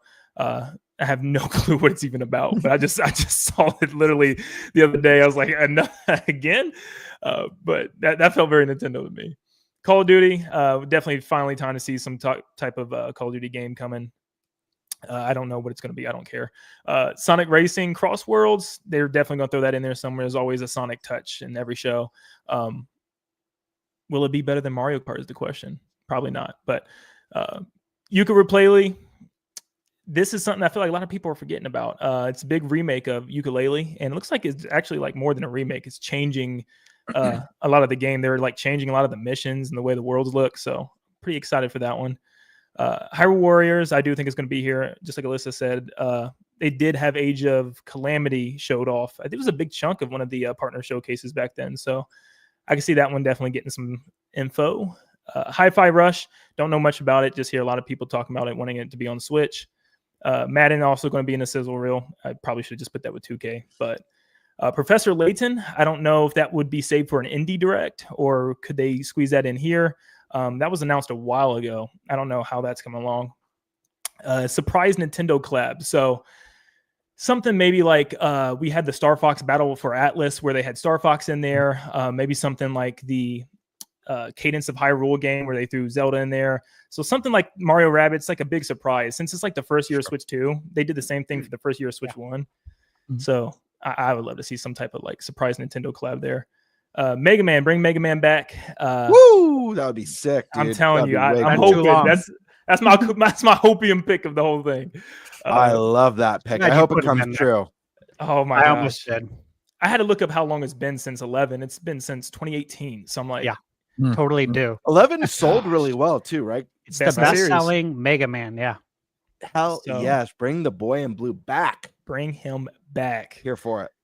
Star Wars Outlaws. It could be Star Wars anything. I would preferably want the Jedi games. Survivor and Fallen Order would be cool. But either of them would work. Grounded 2 just actually came out. So I think Grounded 1 is on Switch currently. So they could do that one as well. I'm sure there could be some NSO games. We've seen them do it before in past third-party showcases. So what I'm thinking is maybe since we got like Soul Calibur 2 with Link, there's also some other games like the NBA Street with Mario, Luigi, and Peach that they could show off. Maybe the SSX Tricky game that also had Mario, Luigi, and Peach would be cool. Or just some other type of NSO games that they have. There's a Shantae Game Boy Advance game coming out. I think it was supposed to be the beginning of this year and it got delayed back into August. So we could see something small with that. Dude, check this out. Uh-oh. It's shiny. It's shiny. It just came in today. Hell yeah, That's dude. awesome. This is the golden cartridge Shantae Advance. I I'm just got really into looking it. forward to this. So yeah, I just got into it with I think Half Genie Hero. Did you like it? Oh my gosh, I loved it. I Dude, loved it. great The soundtrack games, is right? phenomenal. Yeah, Oh my these games gosh. are so good. So many people sleep on them, but I they're did. excellent platformers. Yeah. I've always been Shantae curious, but I've never actually played one. It's Get it's into like it's like a different style of 2D. Like it's more like an adventure 2D game where like Sure. you're not just trying to get to the end, you're like exploring each level, going That's back. I love it. But yeah, this is another kind of hope. But I mean, maybe I'm reaching, but there's a small chance maybe Kirby gets tossed in there from Bandai and Sakurai's team. So I'm throwing that in there as like a maybe. All right. Not half bad. All right. Eric, you ready to share yours? I can, yeah. No, not that. Where? Oh, there it is. Image file. Image file, everybody. There it is. Hey. Hey. Yeah, mine is completely. Yeah, this was like me last time. Yep. No, this is still me last time too. It's okay. You might step it up one day. Watch him win. That's funny. Okay. So we're gonna start out with the Master Chief Collection. I have a feeling that Microsoft's gonna bring a lot of stuff over, so that's gonna be a good one to get. Silk Song's gonna come in. Gears of War E-Day. I did a Red Dead 1 Switch 2 edition, and I'm not sure if that's gonna happen just because it probably just runs better via just being on Switch 2 anyways, but you never know. These next two here kind of go together. So Kingdom Hearts 1 through 3 non-cloud versions, and then Kingdom Hearts 4. We'll go back with where's HMK? He's screaming somewhere. I told you. HMK is screaming I somewhere. told you I had a couple of picks that HMK would absolutely love. RE9, Resident Evil 9. Again, and a lot of these are just things I've actually just pulled out of. Yep, this is what I think could come. I really have no explanation for them. That sounds like you. Yeah, I like that. Which it is. Mario and Rabbids collection. Lies of P. I've heard rumors that or I read rumors that it's coming. But what if they're lies?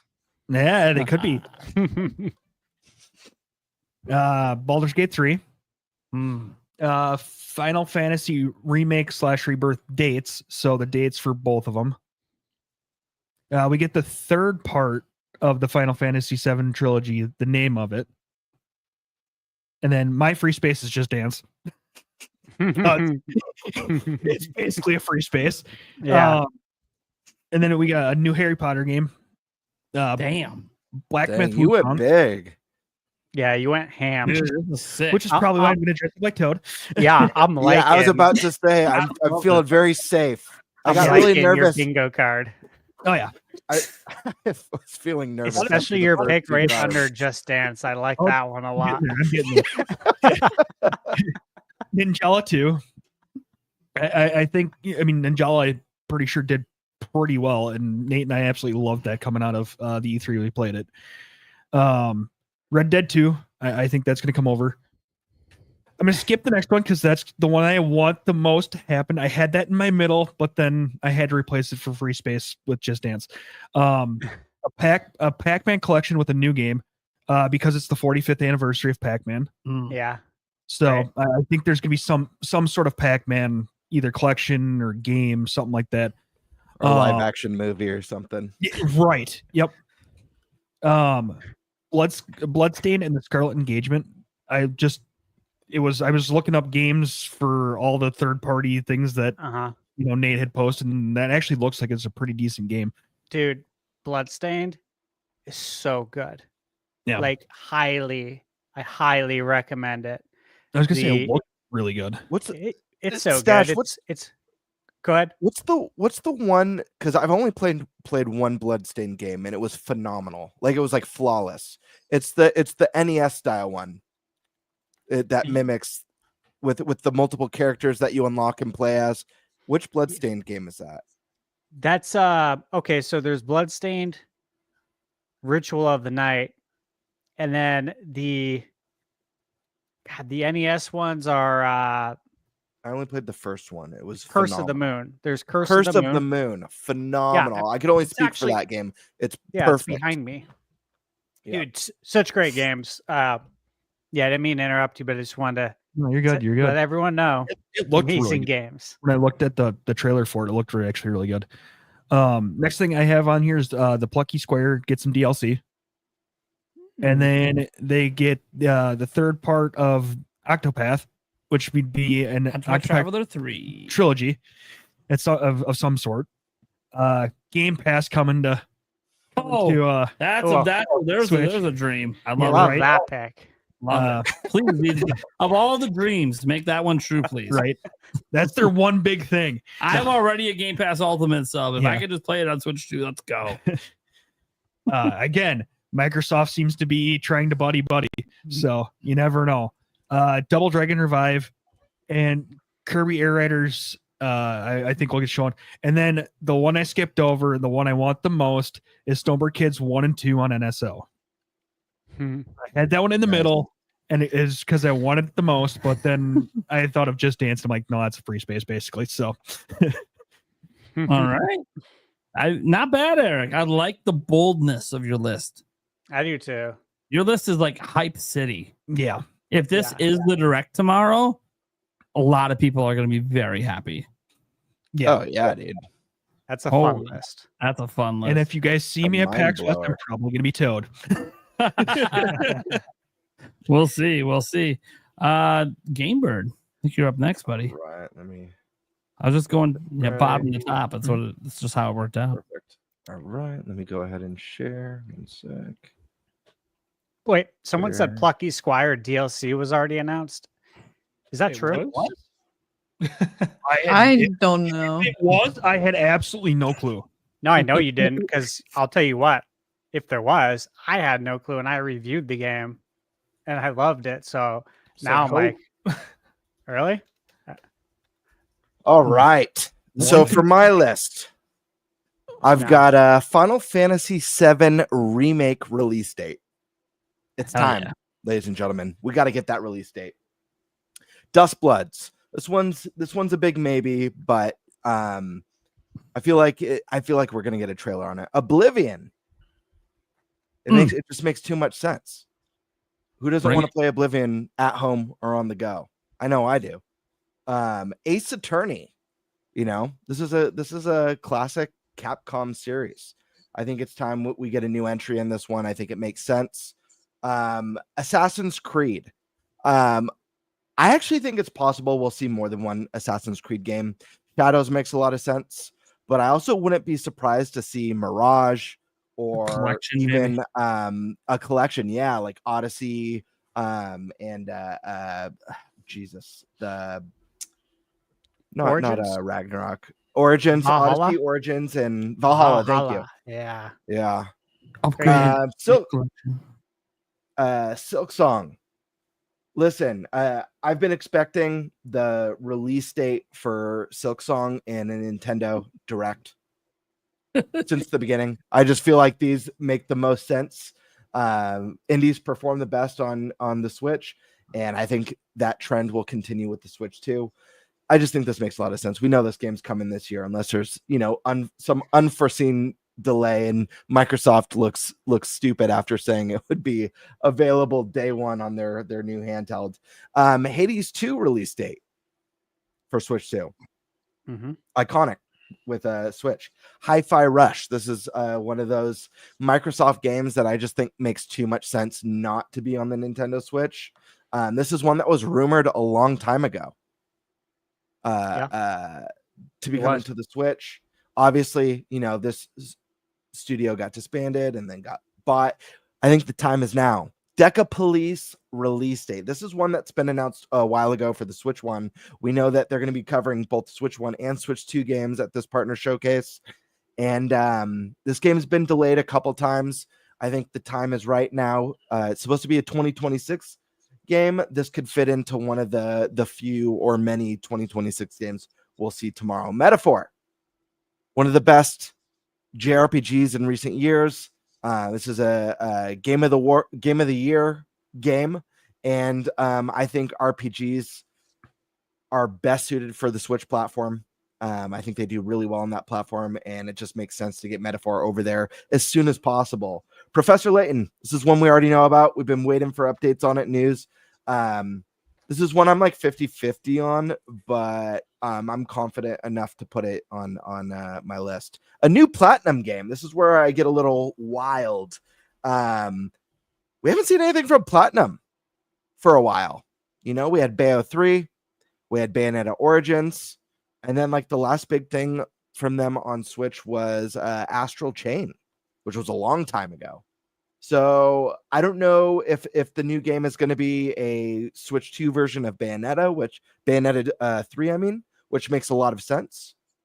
Or they have a new IP or an Astral Chain 2. But a new Platinum game. Hyrule Warriors is kind of my safety. I think this is one that we already got a nice little trailer for. We know it's coming this winter, so this makes the most sense to get that release date trailer and show off a little bit more gameplay. Persona 4. Just recently released at an Xbox, or announced at an Xbox showcase.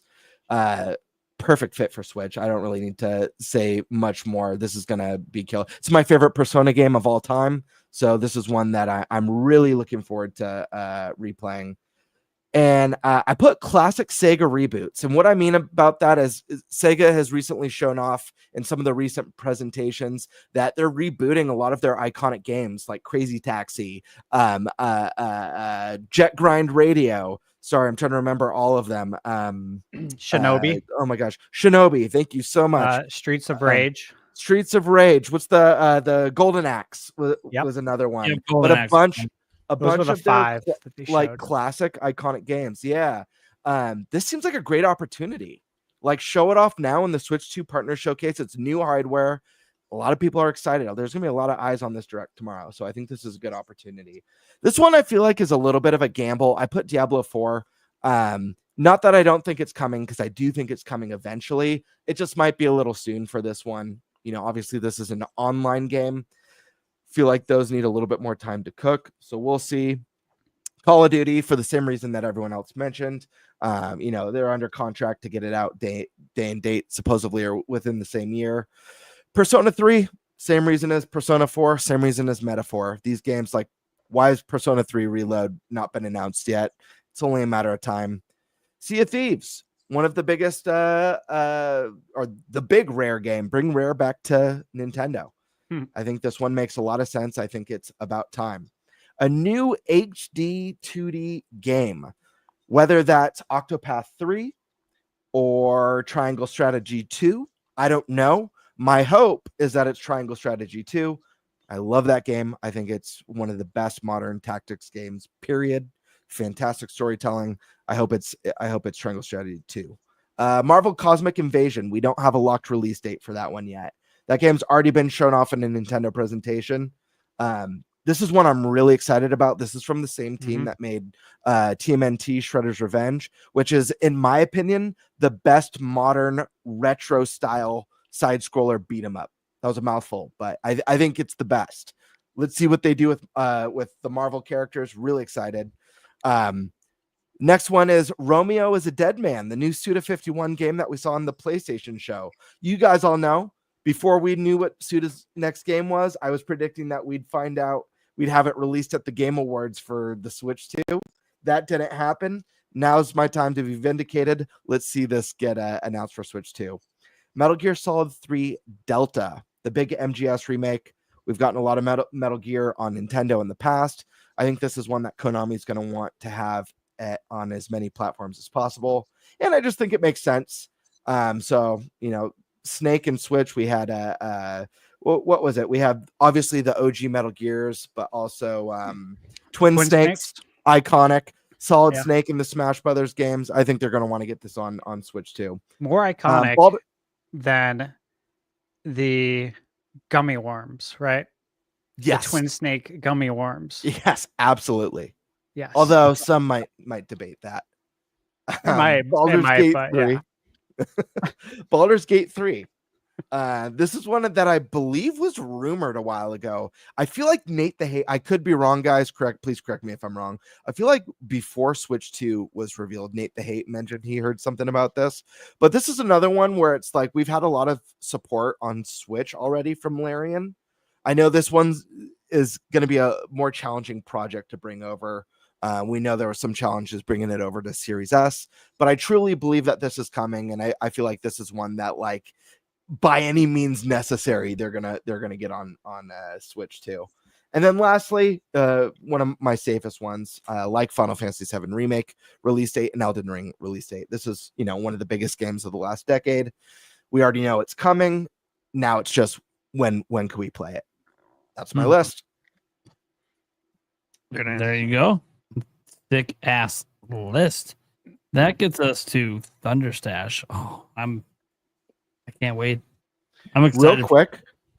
Or actually, no, you can start your list. I got to run to the restroom really quick. But I get excited when Stash goes because his lists are always so detailed. But dude, I can't wait. I'll jump back in. You go bathroom. We can talk about snacks for a minute. Yeah, talk about some snacks. Yeah, talk about snacks for a moment. I'll be right back. I'll be quick. Well, yeah. I mean, I guess are you guys bringing snacks? Oh, to PAX? No. Snack packs? Dude, my stuff is so jam-packed full when I go on these trips. There's not even room to put anything else in. Yeah, it looks like there are a few. I know we did at PAX East. I just went down to CVS and bought a bunch of stuff. Yeah, we just bought snacks when we were there from a local spot. Yeah. Okay, so there's a place nearby. Yeah, there is. I looked up. There's some grocery stores within walking distance with PAX West. So. Not really surprising. We're kind of downtown, so not too hard to find stuff. Setting the snacks aside, what are you guys disappointed that this is a third-party direct and not a general? Is there like an era disappointment? Yeah. Landon, go ahead, go off, buddy, pop off. A little bit. I mean, I felt like this was like that opportunity to have like one of those rare directs where, like, I think, of course, not everybody's going to like a Nintendo Direct. There's going to be people that just don't like everything. But it's like one of those ones I feel like they had in the bag as like a really like an A-tier Direct. I mean, you have already like 4 games slated. I mean, that just getting new information on all those games, giving release dates was enough to, I feel like, really just get everybody satisfied. Give us like a teaser or 2 for a big game next year. Tons of third-party games could have been shown off there as well. I just feel like you could have like covered a lot of ground with that. Okay. I mean, I feel like you're representing the sentiment of a lot of people today. Mm-hmm. Yeah. A lot of people seem like they're disappointed. A lot of people are just not. I don't know. I mean, look, Nintendo fans obviously want first party stuff, but I want to see Metroid. Like, oh my gosh. Kirby Air Riders actually seen. I mean, the game itself would be nice.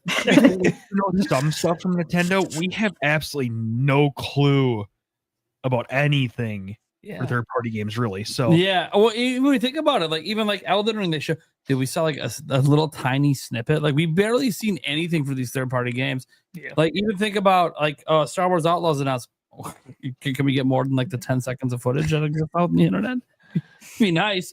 Oh, Madden's coming out next month. I still haven't seen this thing run on Switch 2 anywhere. I'm just taking people's impressions that they went hands on 2 months ago, but they weren't allowed to record footage. So I'm like, Well, why is this so secretive? Mhm. What is going on? Like, why can't we see any of these third-party Switch 2 games? Oh, Borderlands 4, you gave us a release date. Cool. Can you also like show us the game running on Switch 2? That'd be nice. like nobody cares until we see when the game's running, so we know if we want to buy it. Like, what are we doing? Anyways, all right. Enough of the bitch. I knew Landon had to get that off his chest a little. That's why I brought that one up. Had some fire in me. Had some fire in him. All right. Matt, what do you got for us, man? The crazy list. All right. Let me get this screen up. Here we go. What we're saying is this is the direct.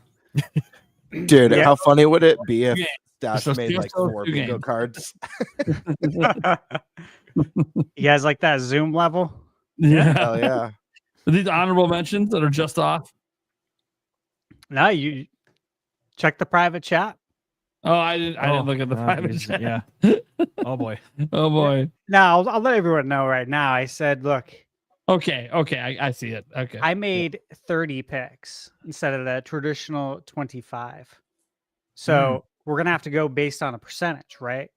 Sure. Yeah. Of picks. So it is what it is. All right. First up, Mass Effect Legendary Edition.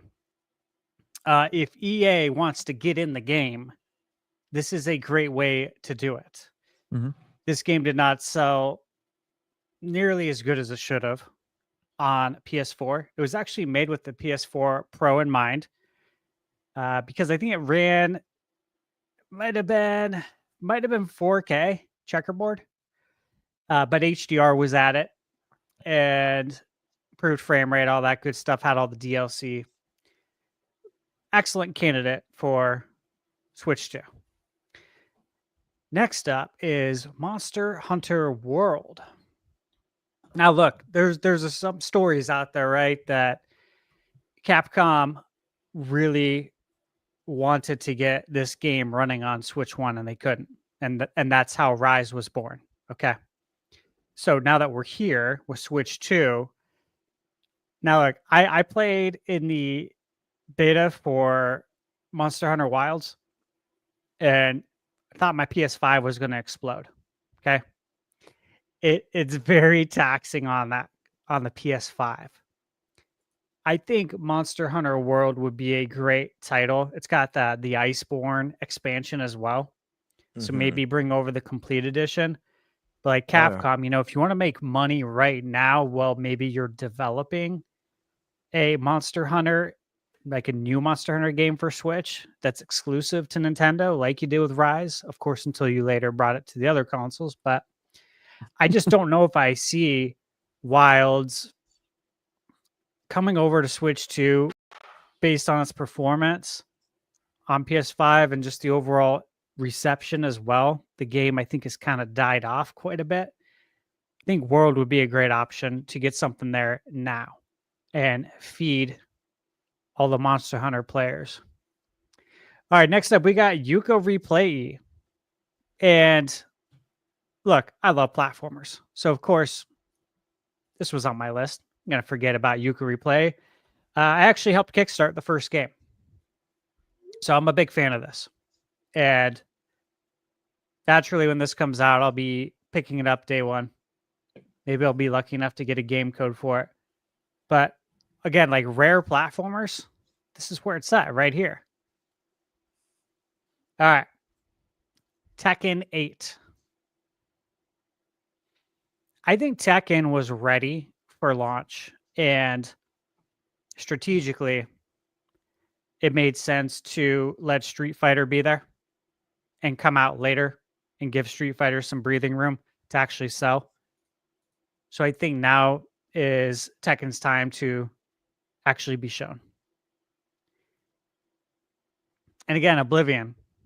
A lot of us have Oblivion on the list, which is great. It just makes sense, right? It should be a simple port, easy money, and this would be such a fun game to play on the go. Moving down the list. Hell yes. Mina the Hollower. Now, the announcement did say there was going to be Switch 1 and 2 games. So I do think Mina the Hollower will be there. Mina's coming out on October 31st, Halloween. And I'm super excited for this game. I'm not even going to go into it about how excited I am, but it's a game I've been looking forward to a very long time. Star Wars Outlaws. This comes out September 4th. You can pre-order at Best Buy. A lot of people are wondering when this game's coming out, but the release date's been out there for months, and it's coming out soon. And again, the gameplay footage they showed in the Direct was terrible. Like the grainiest footage ever. It's like 144p. Like, what are you doing? You know what I mean? Like, they need to show this game because we have no idea what it looks like. Right. Yeah. All right. Borderlands 4. Of course, there's been quite a deal made out of Borderlands, so I expect Borderlands 4. Yeah, that's it. We know we're gonna get something there. I'm sticking to my guns with Red Dead Redemption 2. Look, I've been talking about Red Dead for a long time. It's probably this time last year. Now, of course, look, hey, this might not get announced here, right? Because again, we all know other people have talked about it too. Rockstar likes to do their own thing. And I get it. Yeah, I get it. That's true. And the odds are probably greater that they'll do their own thing to show this. But this is a fun pick, and I'd like to see it happen at the Direct. So either way, I think we're getting it very soon here. Death Stranding. That's a good pick. I didn't even think about that. Oh, that's a good pick. Yeah. Releasing this on Switch 1, or not on Switch 1, Switch 2, I think would actually just help the sales as well for Death Stranding 2, just by having your name constantly out there in social media and in video game circles, like people talking about the game. It'll get more people to play part 2, right? And I think part 2 will eventually come to Switch 2. So this is the timing of it, I think, would be really good because it just helps to keep Death Stranding's name in media. Moving down the list, Elden Ring Tarnished Edition release date. And I am going to continue to stick with what I've been saying here, and that I do think we're going to get something Legend of Zelda themed within the game that doesn't mess with the lore. So I'm talking about maybe some armor, maybe some weapons, stuff like that. Nothing huge, but like what we saw with Skyrim. It's too easy. It makes sense. And it will actually most likely improve the sales of the game on Switch 2. People will literally pick it up for that. Sea of Thieves. Again, it's been talked about. And this is something that I've been thinking was going to be coming to Switch 2 for a long time, especially with the figgies. Like ever since I first talked with the owner of Figgies with that whole deal, when he was talking to me and showing me like the PDFs with all the different IP, and I saw Sea of Thieves, and I'm like, Sea of Thieves, huh? It's as if like they're planning to be coming to other consoles. And of course, they came to PS5 since then, and naturally, I think they're coming to Switch too. I think that's part of why you're seeing IP like that get collectibles, because they're planning to be other places. Fallout 4 for Switch 2. Couple things real quick. With Fallout 4, they improved the performance on PS5 for it. You can play it in 4K, runs at 60 FPS, it looks amazing, feels great. I think we could get similar updates for Switch 2. This is a game that they wanted to bring to Switch 1, but could not, was not powerful enough. So again, here's the opportunity. But there's another piece to this, in that Season 2 is coming out in December. And when they did the PS5 upgrade for Fallout 4, it coincided with the release of the show. So this just makes total sense. to bring Fallout 4 to Switch 2 to coincide with the show. That'll help improve sales. Final Fantasy Tactics coming out September 30th. I have it pre-ordered. They're going to show this. That's a guarantee. Hades 2. I played this at the Switch 2 experience. I expect a release date. I expect it to be soon. Again, this is an indie title, but I still expect it to be there. Assassin's Creed Shadows, same thing. We all know it's been Peggy rated. It's coming. I think Mirage as well, but I think we'll get Shadows first. Silk Song, same thing, release date.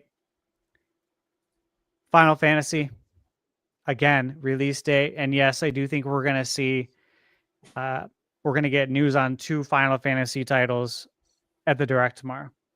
And that would be with Final Fantasy VII and Tactics. And Tactics might just be a sizzle reel thing, but it'll be there. The Witcher 3 Switch 2 edition. Hell yeah. I want Yeah. that. I think it's coming. I made a point to buy this digitally.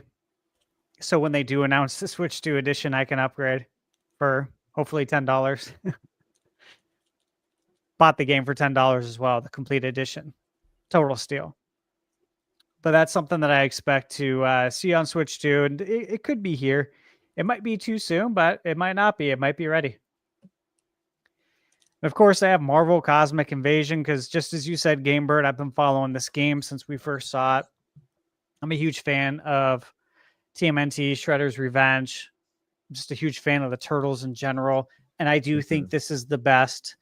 That Shredder's Revenge is the best beat 'em up. There's other games that, come close. Some of the other Turtles, Streets of Rage 4 was amazing.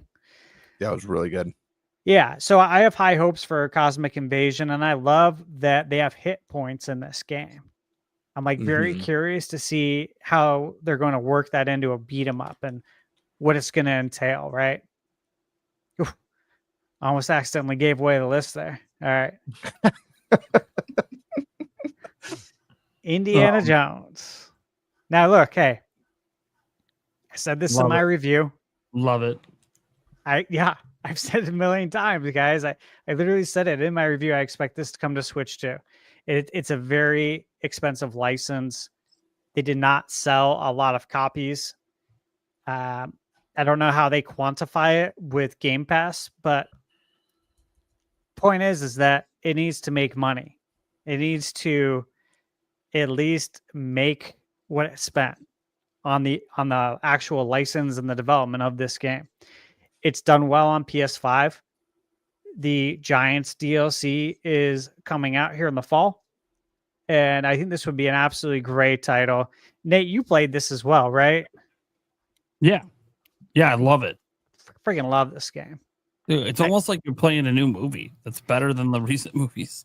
Yeah, it is. And that's what I even said I legit said the same thing in my review that the story and the scripting is so good that I would say it's possibly like top 3 for me for Indiana Jones actual scripts, like with, I'd say Raiders, Last Crusade, and then The Great Circle, and then Temple of Doom, and then the other ones. So it's better than most Indiana Jones movies, which is, the recent ones. That's yeah. awesome. Yeah. Dude, it's so good. Like I really think they're giving Disney a run for the money. Like legit. It's crazy to say, but it is better than the last 2 movies for sure. Again, the game right next to it, Metaphor ReFantazio, again, reviewed this one on my channel. I said the same thing. I expect it to come to Switch 2. And I think I said that last year on both of these. And I think it will come true. Will it be here? Well, we'll find out soon. Doom of the Dark Ages. again, every single Doom is on Switch, except for the Dark Ages. But every Doom in the history of Doom is on Nintendo. And there's a long history. Of course, we're getting the new Super Nintendo version of Doom. I have that pre-ordered from Limited Run. Super excited for that. Resident Evil 4. Now, this was almost on my card. yeah, because like here's the thing, right? Here's the question we got to ask. And I think we all have to ask this seriously is where is Capcom going to start? Because we know they're obviously bringing over Resident Evil, but where are they going to start, right? They're going to give us the Resident Evil 2 remake first?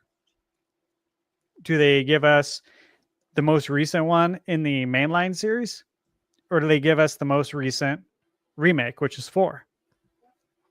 I chose 4 because of the history with Resident Evil 4, with the GameCube, being the GameCube exclusive. So kind of for nostalgic reasons, but also there's history there. There's reason to choose this one. Can I ask you a question on this one, Stash? Because I think this is a great pick. This was almost on my bingo card. I agree with you. I think we start with 4. The history's there. Not only did this game start as a GameCube exclusive, but the Wii got a special version of the game with the motion controls. Yeah. That being said, do you think they released this one with pointer controls as like a throwback to the Wii version with the pointer controls? Like mouse Joy-Con controls? Sorry, mouse controls. Yeah, mouse. Yeah, or I do. pointer. I do. Yep. Yeah, that's really cool. I think a lot of these games are going to have that option. Like I think Doom right next to it will too. Sure. Yeah.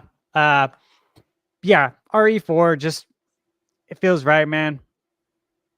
So, looking forward to that. Persona 3 Reload. I think we've all kind of got Persona on our list, or most of us do. And so this is where I'm starting, Persona 3 Reload. Now to the final line here. Baldur's Gate. Again, some of these picks are carryovers as well from the last time we did the bingo. Because again, just because they weren't announced last time doesn't mean I don't expect them to come. So I do expect that. Look, I know it is a very risky pick to put the Master Chief Collection on here. But again, we were talking before the show, and I just think that this says something. It sends a signal, right?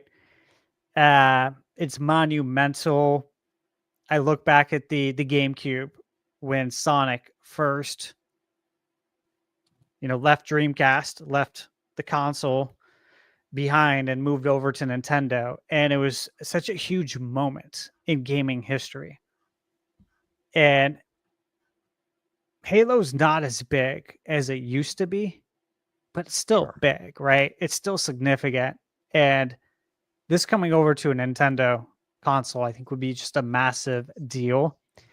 And like, if you really want to catch the headlines for your first Switch to partner Nintendo Direct, that's a great way to do it. Everybody will be talking about it. You can play Halo on Switch 2 now in handheld. This is crazy. Again, I've been saying this a long time. Some people say it can't run on Switch 2. They've been saying that for a long time as well. I think they'll be able to get it to run on Switch 2. I expect Snake Eater. Here's a game that really underperformed. Now, look, I got 2 games on my list that kind of conflict with each other, and that's Starfield and Fallout 4, right? The odds of getting both, very slim. The odds of getting both at some point in time, I think very high. So are we going to get them both tomorrow? I don't think so. I think maybe we get one of them, but both probably not. Here, it's tough, though, because you look at Fallout and they got that season 2 coming out. And from what I've gathered, upgrading the PS5 version and creating a PS5 SKU essentially for Fallout 4 did really well for them. You could do the same thing right now, except this is the first time you're introducing it to Nintendo owners. So it should do actually a lot better, and it's in handheld, which is really cool. Starfield, on the other hand, just massively underperformed, right? So that there's reason to get this one out the door as well. Again, only time will tell. And there's my last pick, Diablo 4. Obviously, it's going to have mouse Joy-Con. And, that would be a pretty damn big showing from Microsoft in a great way to make a huge splash on Nintendo's console. There you go. D4 would be so epic on Switch 2. I've said this before on the cast. I played the majority of Diablo 3 on my Switch. Not as fast, not as pretty as on PC, but man, was it so fun to play. And I have a good buddy who had it on Switch as well. So just chilling on the couch and just chatting and grinding for loot and doing little like dungeon runs and stuff like that was the best. Yeah, I have it. I have Diablo. I have Baldur's Gate, the Baldur's Gate collection on Switch. Nice. Yeah, these are such great games to like play handheld, but this literally takes it to the next level now and giving you that mouse Joy-Con control too. Yep. So hopefully we see it. Good card. Thank you. Nate Dogg. Hell yeah. All right. My turn. Let's go ahead and have some fun. Are you guys ready for this? I don't know if you guys are prepared for what's going on. Why is it? Who featured that? You? I didn't click on anything. Oh. I literally didn't click a damn thing. Okay. It doesn't matter. This is literally the Direct. I'm so sorry to spoil it for you folks. If you don't want spoilers, you need to click off right now. Okay? I'm telling you, 500 plus watching. I'm about to spoil the Direct. Get ready for it. Here we go. Look, the new Call of Duty. It's coming. Period. Done deal. Don't even need to worry about it. We'll come back to the one next to Call of Duty because that's a fun one. I got some good reasons for it. We're going to come back to that one, though. Don't F with me, Prime. Don't. I've put Fox on every card except for this one so far. You've done. So Prince of Persia Sands of Time remake. Look, still coming supposedly. And look, the original was on GameCube. I think it's time to impress people. I think it's time to show something. Ubisoft's got to show a lot of things right now. They need all the hype they can get. So why not build off the hype of Nintendo Switch 2 by re-revealing the Prince of Persia remake? Since last time they showed it, it was done so bad they actually rebooted it. Madden 26. Look, other people throw it in here as a throwaway game for the sizzle reel. We haven't seen this game on Switch 2 yet. We just know it's coming, and it releases next month. We literally have zero Madden 26 Switch 2 footage on the internet. There's nothing. It releases in less than 2 weeks. Yeah, we haven't even seen it. So they got to show it. It's time. And I'm actually excited for it. And I hope they confirm that it's got full cross-platform play, or it's going to really piss me off because that means I'm not buying the Switch 2 version then. Because I won't be able to play in my Madden League if it doesn't have cross-platform play. And right now in their FAQ, it is not listed as one of the platforms with cross-platform play. I'm hoping EA just got lazy and copy-pasted Madden 25 to Madden 26 for the FAQ. So that's what I'm hoping happened. Well, I don't know. So, dude, if there's not cross-play, that would be maddening. Dude. There it is. Look, Dust Buds. Look, they don't have to show Dust Buds, right? It's not coming out till next year. They could wait. But they know people are hyped for it. And then also people got a little de-hyped for a moment, right? There's a de-hype moment when they realize, oh, it's not a big single-player RPG like we love from Software. It's this multiplayer thing. Oh, but they didn't show any multiplayer. All they ever showed was single-player doing stuff.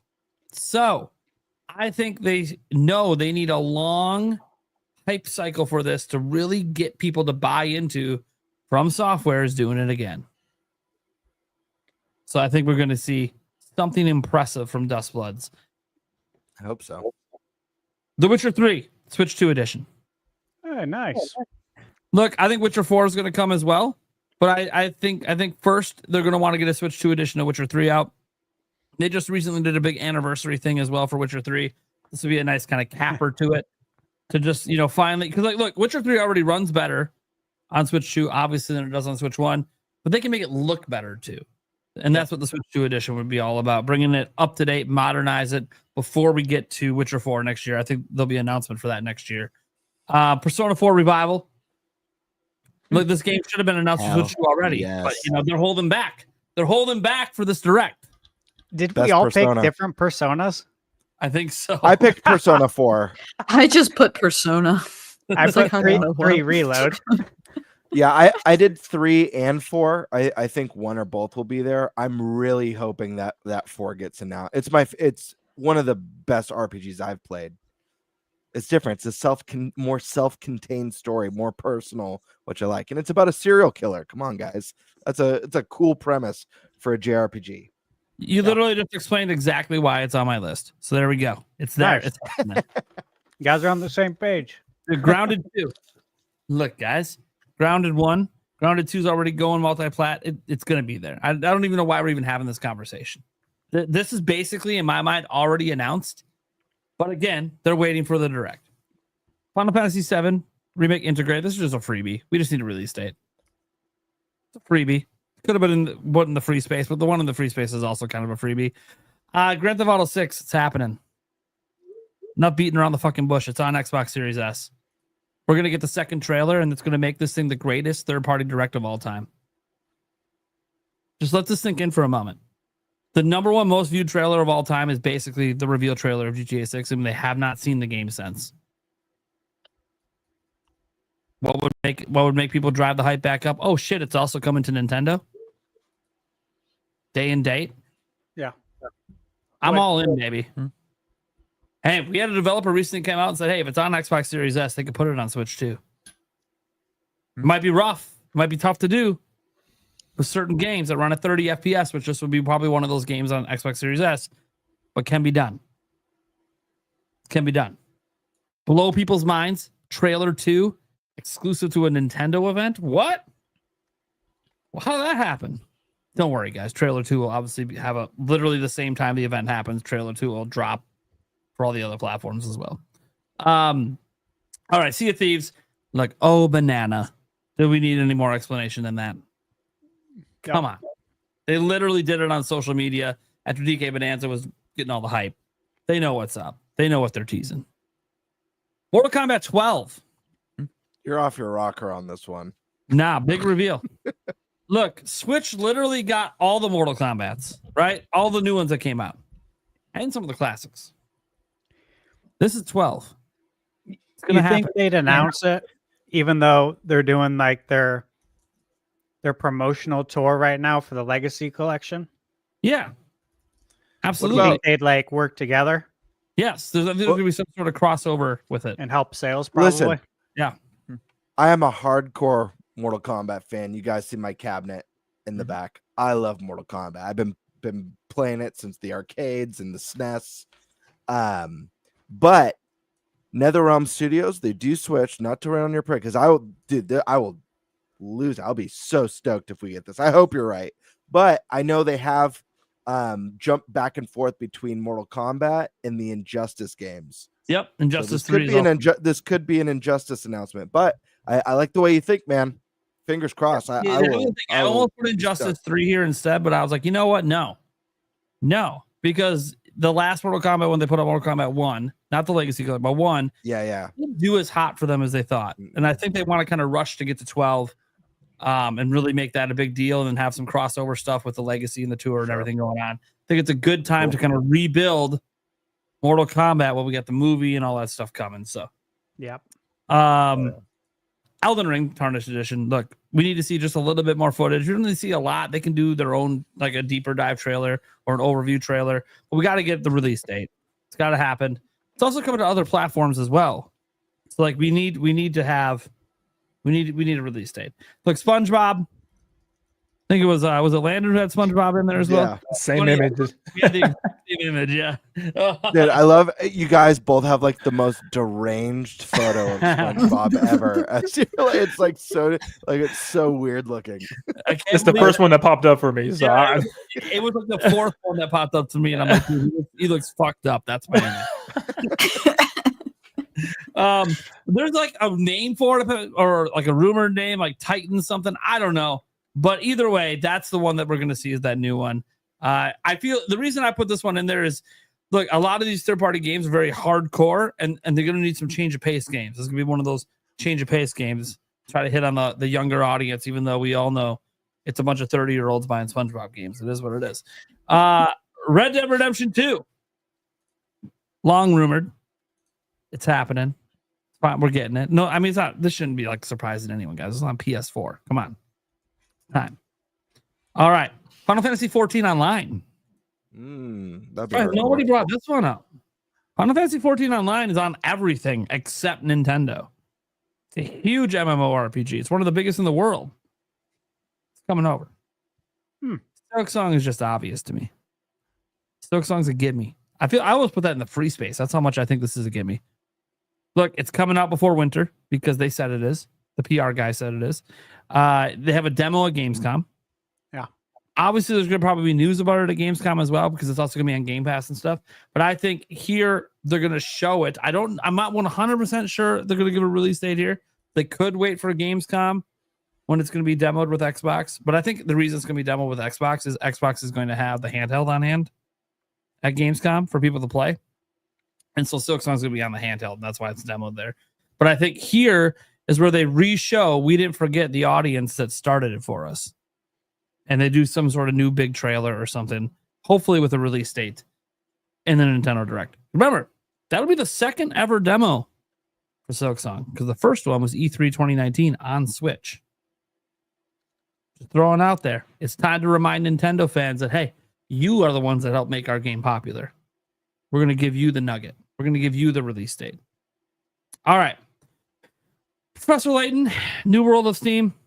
I mean, look, I was trying to find a way to get some Switch 1 stuff in here because I think this is just going to be a Switch 1 game that happens to play on Switch 2, obviously through backwards compatibility. But we just haven't heard any news on it in a long time. And it's an already confirmed third-party game, and it's one that a lot of people associate with Nintendo. So I didn't even know this was coming to Switch. Yeah. I thought it was a Steam exclusive. Yeah. Years ago. So I'm really happy. I think, again, it's another one of those change of pace games to kind of throw in there to mix it up with the AAAs. I don't think there's going to be a bunch of indie games because of what I said earlier in the podcast. Just that most of them don't have Switch 2s. And while they could throw a lot of Switch 1 indie games in here, I feel like that would just be an indie world. And they'll just save it for something like that later. Look, NBA 2K26, you could say this is like a free W to take, but we need to see this thing running on Switch 2. And I legitimately like sports games. At least that and Madden. When I say like, I use that word a little loosely. More like forced to play because there's no other option for those leagues. Because I'm big fans of NFL and NBA. So as someone who likes to play simulation basketball, I also want to play arcade. We all know what series needs to come back. We might be talking about that a bit later. But yeah, no, we like 2K26 needs no introduction. I just need to see a little bit of gameplay and confirm 60 FPS, and I'll be happy there. I'm not going to be as bold. I would like cross-platform play, but I'm not in any leagues for NBA 2K, so I'm not as like, hey, I need cross-platform play, but it would be nice. Dude, I'm going to go dominate. You're gonna be the number one ranked player on there.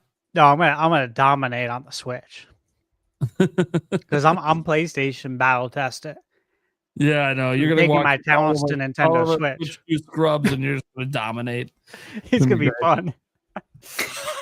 That's what's gonna happen in Madden 26. If it's not cross-platform and I go online, dude, I'm gonna destroy people. Yeah, it's gonna be bad. It's going to be really bad. I'm going to be number one ranked for like a month until I decide to, okay, now I got to go play my league and actually play it on Xbox or something. Yeah, it should be fun. Anyways, it might be the one time that I can feel like I'm still got gaming skills. Assassin's Creed Shadows look, it leaked, and Ubisoft needs as many sales as they can get for pretty much anything. And Shadows was their big game this year. They say it performed, I think, at expectations. Well, they would love to be above expectations, and you do that with Switch 2. So we'll see. Obviously, Switch 2 is a smaller install base, so I'm sure there's expectations are in check for the sales here, but they would love for it to become, maybe a hyped game. I don't know if it will. But you know what they should do? Yeah. What a perfect game to shadow drop. Literally, obviously it's a play on word, but shadow drop Assassin's Creed Shadows. For real, that's how you get the name out there, man. That's how you get people excited. That would be hilarious if suddenly a Shadows drops tomorrow. We're like, huh. I don't know. I don't have any of these as being shadow drops, but that would be cool. That would be neat. That would be neat. Especially because we're just kind of waiting for something to play right now after Bonanza. If you beat it, I'm still playing Bonanza, but okay. Next up, Dragon Quest 12. I knew you'd have it, dude. We've 1+2 HD. Yeah, that'll probably be here, of course. But that's basically 12. Yeah, that's how I was kind of figuring. It's basically 12, but it's not. So you show off 1+2 HD and then you end it showing Dragon Quest 12. You know how nuts everyone in Japan would be going? Because it's the number one market for the game is Japan. And the number one platform in Japan is Nintendo. Now, it's not coming this year. It'll be 2026 or 2027, whatever date they put on the end of the trailer. But it makes a lot of sense to keep driving with the hype of a new system launch with your biggest growth market in Japan, dropping that Dragon Quest 12. People think it's insane. One, the game's already been announced, so it's not a new announcement. We just haven't seen it. And two, Dragon Quest 11 came out almost a decade ago. I think people forget how long this game's probably been cooking. That was literally a decade ago. It was before the Switch came out. It's insane. So this game's been cooking for a while. And there's a lot of high expectations because 11 set the bar really, really high. 11S with Switch and everything brought it even higher. So, what about Dragon Quest 13? Yeah, we could go there if you want. But I'm gonna stick with 12. What about 7 remake? Sure. That's what's being talked about. That's the word. That's the word on the street. The word on the street is that's coming out next year. Yeah, that's going to be next year. Yeah, and on the street. Yeah, I feel like you do the 1 and 2 remake, new entry, 7 remake, right? Yeah, that's what I would do. 1+2 this year, 12 next year, remake, 7 remake in 2027. But it could be that this game's not going to be ready till 2027. So then they feel like we want to get another DQ game out next year. But we'll see. I think 12 gets shown. I think we're seeing Dragon Quest regardless. I could have just made it easy and just said anything Dragon Quest, but specifically 12 because I don't know anyone. This is just power of manifestation. Is anyone on the panel a big Dragon Quest fan? Out of curiosity. Oh hell yeah! I've never played the series. I've always been a Final Fantasy guy. I've always wanted to jump in. Do you have a reco real quick before Prime finishes? Because I'll forget. Yeah, Dragon Quest reco. Get 3. Play 3. 3.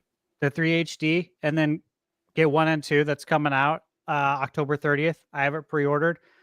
Get those, start there, and then see how you feel. I think you're gonna love it. But bro, I don't know if there is a game I wouldn't recommend in the series. Nate, sure. Have you played them?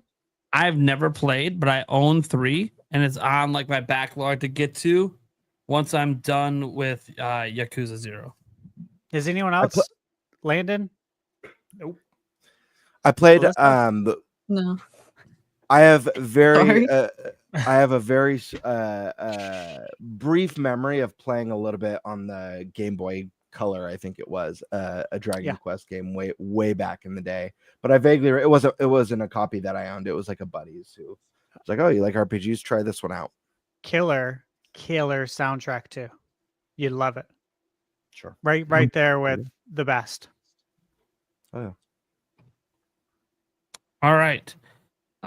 Next up, Hyrule Warriors Age of Imprisonment. Look, I think this is another one that is originally in my free space. It's pretty obvious.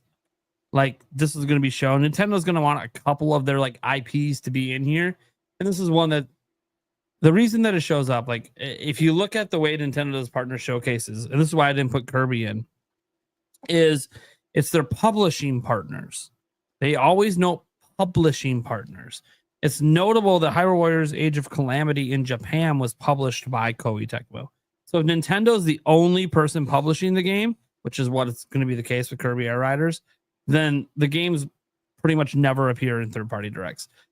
I think Koei Tecmo is still going to be publishing Age of Imprisonment in Japan with Nintendo everywhere else, and that's why it's going to end up being in here. Nintendo could do whatever they want, though, because it's their event, but I think that's why that they might even kick off the show with this one because it's not really a surprising game, but it's one that'll get people really excited. Oh, we're seeing Zelda right away in a third-party direct. This is cool. Because there's a lot they still have to show us about this game. Borderlands 4, mostly because we haven't seen any real gameplay of it. That's pretty much it. But we just need to see like a real trailer that's just switched to. It's the next step. We know the release date now. Obviously, we know when it's coming to everyone else. We know we're getting it about a month later, or it's like 3 weeks later, or whatever. And I'm actually kind of surprised. I thought the release date was going to be much later in the year than that. So happy that it's actually not that far removed from when everyone else is getting it. But we still need to see it. We need to see the game. So I think this is where we see it, and this is where people get excited. Oh man, the Switch 2 version actually doesn't look too bad. Holy shit! Hades 2. We don't have a release date for it, believe it or not. It was announced in the Nintendo Switch 2 Direct, and then they had a demo of it at the Switch 2 event, and it's out on PC. Obviously, it's been out on PC. We still don't have a console release date, and if it was demoed at the Switch 2 event and it was shown in a Switch 2 Direct, clearly I think the release date's going to be in this one. Yeah, just to add to that, in case anyone's wondering, so I retweeted this like maybe 2 or 3 days ago, but they had just released one more patch update, and they said it was like one that they weren't really going to do, but they decided to, and the next patch is the final game. So we're right there. It's very close. I expect this soon. Yeah. So, I'm excited for it, and I could be coming through next month even. We'll see. Star Wars Outlaws. Look, Ubisoft again wants to get as much stuff promoted as they can, and Outlaws, we have technically seen it running on Switch 2. Didn't look fantastic, but it was such a small snippet, and it wasn't necessarily shown in the best way that you would like to show a game off. It's hard to really know. So, while I'm not suddenly going to expect the performance and the visuals to suddenly, oh my god, this is going to be 4K. No, but I would like to see, this is the game that Digital Foundry's even really interested in, because they don't think this is a game that can even run on Switch 2, but yet obviously it's already announced for Switch 2. It's coming. So I want to see if this holds up, because this is another one of those, whether you like the game or not, I have it on Xbox. Whether you like the game or not, I think that there are certain games that can be early benchmark games that can kind of show what a platform can do. And this might be one of those games that if it does look and run well enough, it'll give people confidence in future third-party games. So that's more so what I'm looking at this as, more so than really caring to play it that much. Plus, I'm sure Ubisoft, their creators program, they'll probably just give me a copy to test out. It's usually how Ubisoft works. I'm hoping for that. Yeah, if you guys didn't know, as content creators, Ubisoft is very open at handing out review copies because they're trying to get any promotion they can for their games. I'm hoping the same for Shadows. Yeah, because I got it for PS5, so it's yeah, they gave it to me for Xbox, and I was like, yeah. So, I like, if you're listening to Ubisoft, I would love to have a copy of Shadows and Outlaws for Switch 2, because it is something we probably will talk about on the podcast if they happen to be impressive, or if they happen to be really bad. Like that's a conversation point as well. They're like, oh man, do we need to worry about how games run? Now, of course, guys, we're in the year one of Switch 2, so we all know like these are not going to be the best examples of games that can run on the platform, because none of these games were built with Switch 2 in mind from the beginning. Whereas games that come out a year, 2 years from now, probably had Switch 2 in mind during actual development of the game. But I'm still curious. You know, Star Wars Outlaws has that potential feeling of that early impossible port game like Doom felt like back in 2017. So we'll see. They did a ton of work on the game too, since it's released. Like so much patchwork. You don't have to worry about you don't have to get on a speedster and fall through the world anymore. Yeah. That was a really bad part of the launch. I know. Oh man. All right. So yeah, that's it. That's the direct. I think this is everything that's in it. Whole shebang. I don't know what they want to end it with, except for a little fox guy you might see up there next to Call of Duty as the show closer, the stopper, the surprise holiday game. That's right. They put it in the third-party direct, and you didn't even see it coming. Star Fox coming back, and I mean a Star Fox game. We're not talking about a spinoff. This is the next Star Fox game. And you might be like, how does it get in there? Well, how did Endless Ocean Luminous get in there? That's a Nintendo IP. Oh, because the company that made it wasn't Nintendo. The company that's making Star Fox is not going to be Nintendo. Now, who's it going to be? It's easy to jump to Ubisoft because they did the last crossover with Star Fox, right? Starlink. Very good game. Some people thought the best parts of that game were the Star Fox sections. Take that for what you will. That was exclusive on Nintendo. But I don't know if Ubisoft's doing it. Could be that team. Could also be Platinum Games. Someone talked about Platinum Games earlier. They have a new game coming. Platinum Games has also technically worked on Star Fox. Granted, this is Star Fox nobody liked. Nobody liked. I should say nobody liked. we reel that back a bit. I don't want to say nobody likes Star Fox Zero, but Platinum has like an A team, a B team, and then like an F team. Maybe a D team too, but they legit do. Yeah. Miyamoto was heavily involved with Star Fox Zero, and at the time there was these reports that like Nintendo was pressuring him to prove the Wii U gamepad because it was his idea. And it's in many interviews that the Wii U gamepad was his idea, but none of their game developers really did anything with it. And they're like, you need to prove it. So like Star Fox Guard and Star Fox Zero and doing all these, you know, that robot fighting game. Like these were all like nifty ideas for a demo, but I'm not really meant for a full game like Star Fox Zero, but it is what it is. I don't think that that's a knock on Platinum. I don't even want to knock Miyamoto. I just think, you know, it's one of those, he had an idea for a console and sometimes you don't have to listen. It's okay. And I think Nintendo learned after that, hey, maybe our top brass don't always have, maybe we should actually talk to our game makers about what they want in a system instead of just like, hey, it's Miyamoto. We should do everything he says. It's like, oh, no. And Miyamoto, to be fair, hasn't made a lot of games after that. I think Pikmin 4 was the last one that he had like any decent involvement with. Maybe Hey Pikmin too. I don't know. I have to go back and look at the credits on that one.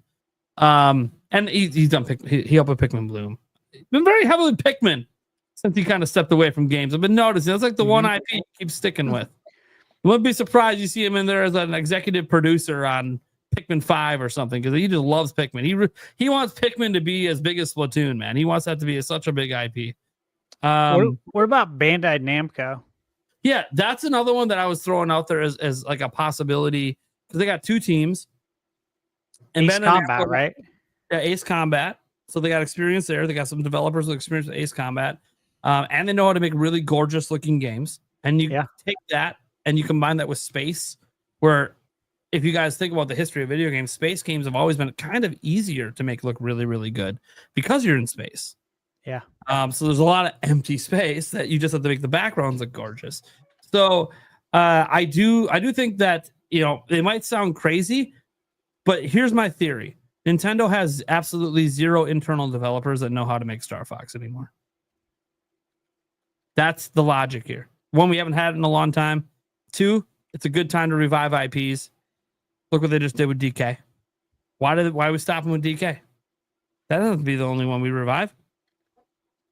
I mean, when was the last new DK game? Oh, Wii U. When was the last new Star Fox game? All right, Wii U.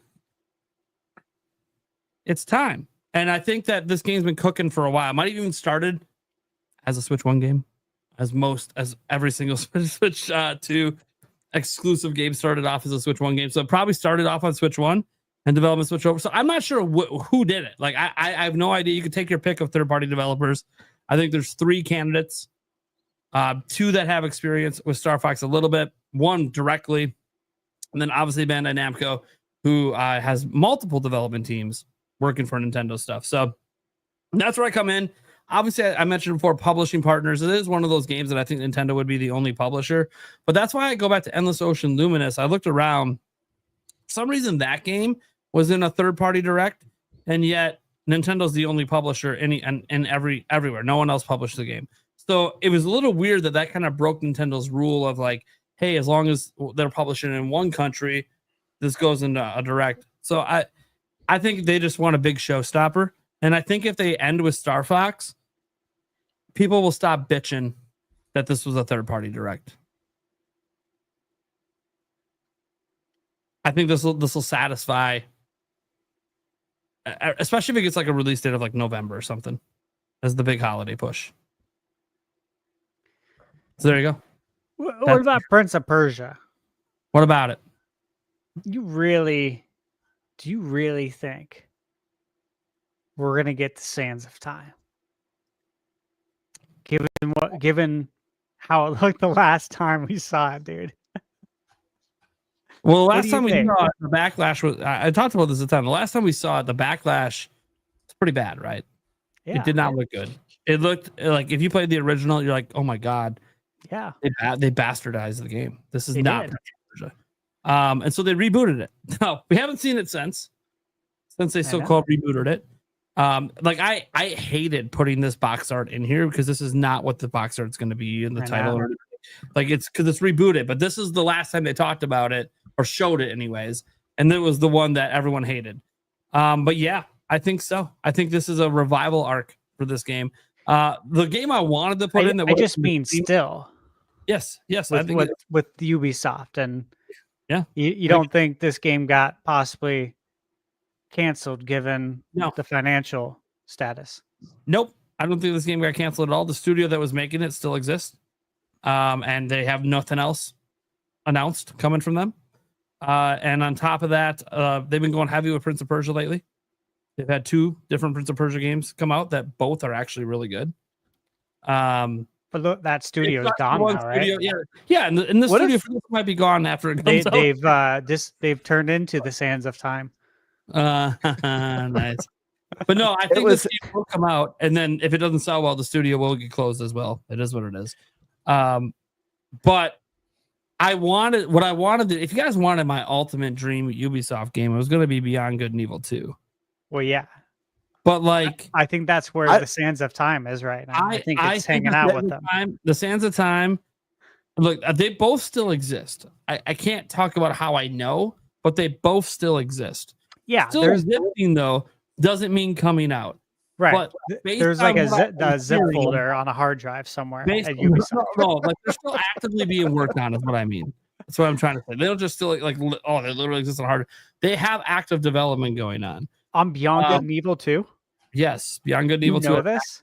Yes, it has active development going on. But here's the thing. Wow. It having development going on doesn't mean it's ever going to see the light of day. That's the problem. Is Ubisoft has this thing where they can develop something for like 10 years and then I've been told the thought process is they put so much fucking money into the game. They have to get this thing out. But they've Beyond Good and Evil 2's had way more turmoil, I've been told, than Prince of Persia did. Prince of Persia's turmoil was mostly, people just really hated it, so we need to reboot this and do it different. Well, that's what happens when you ask the fans to pay to develop it for you.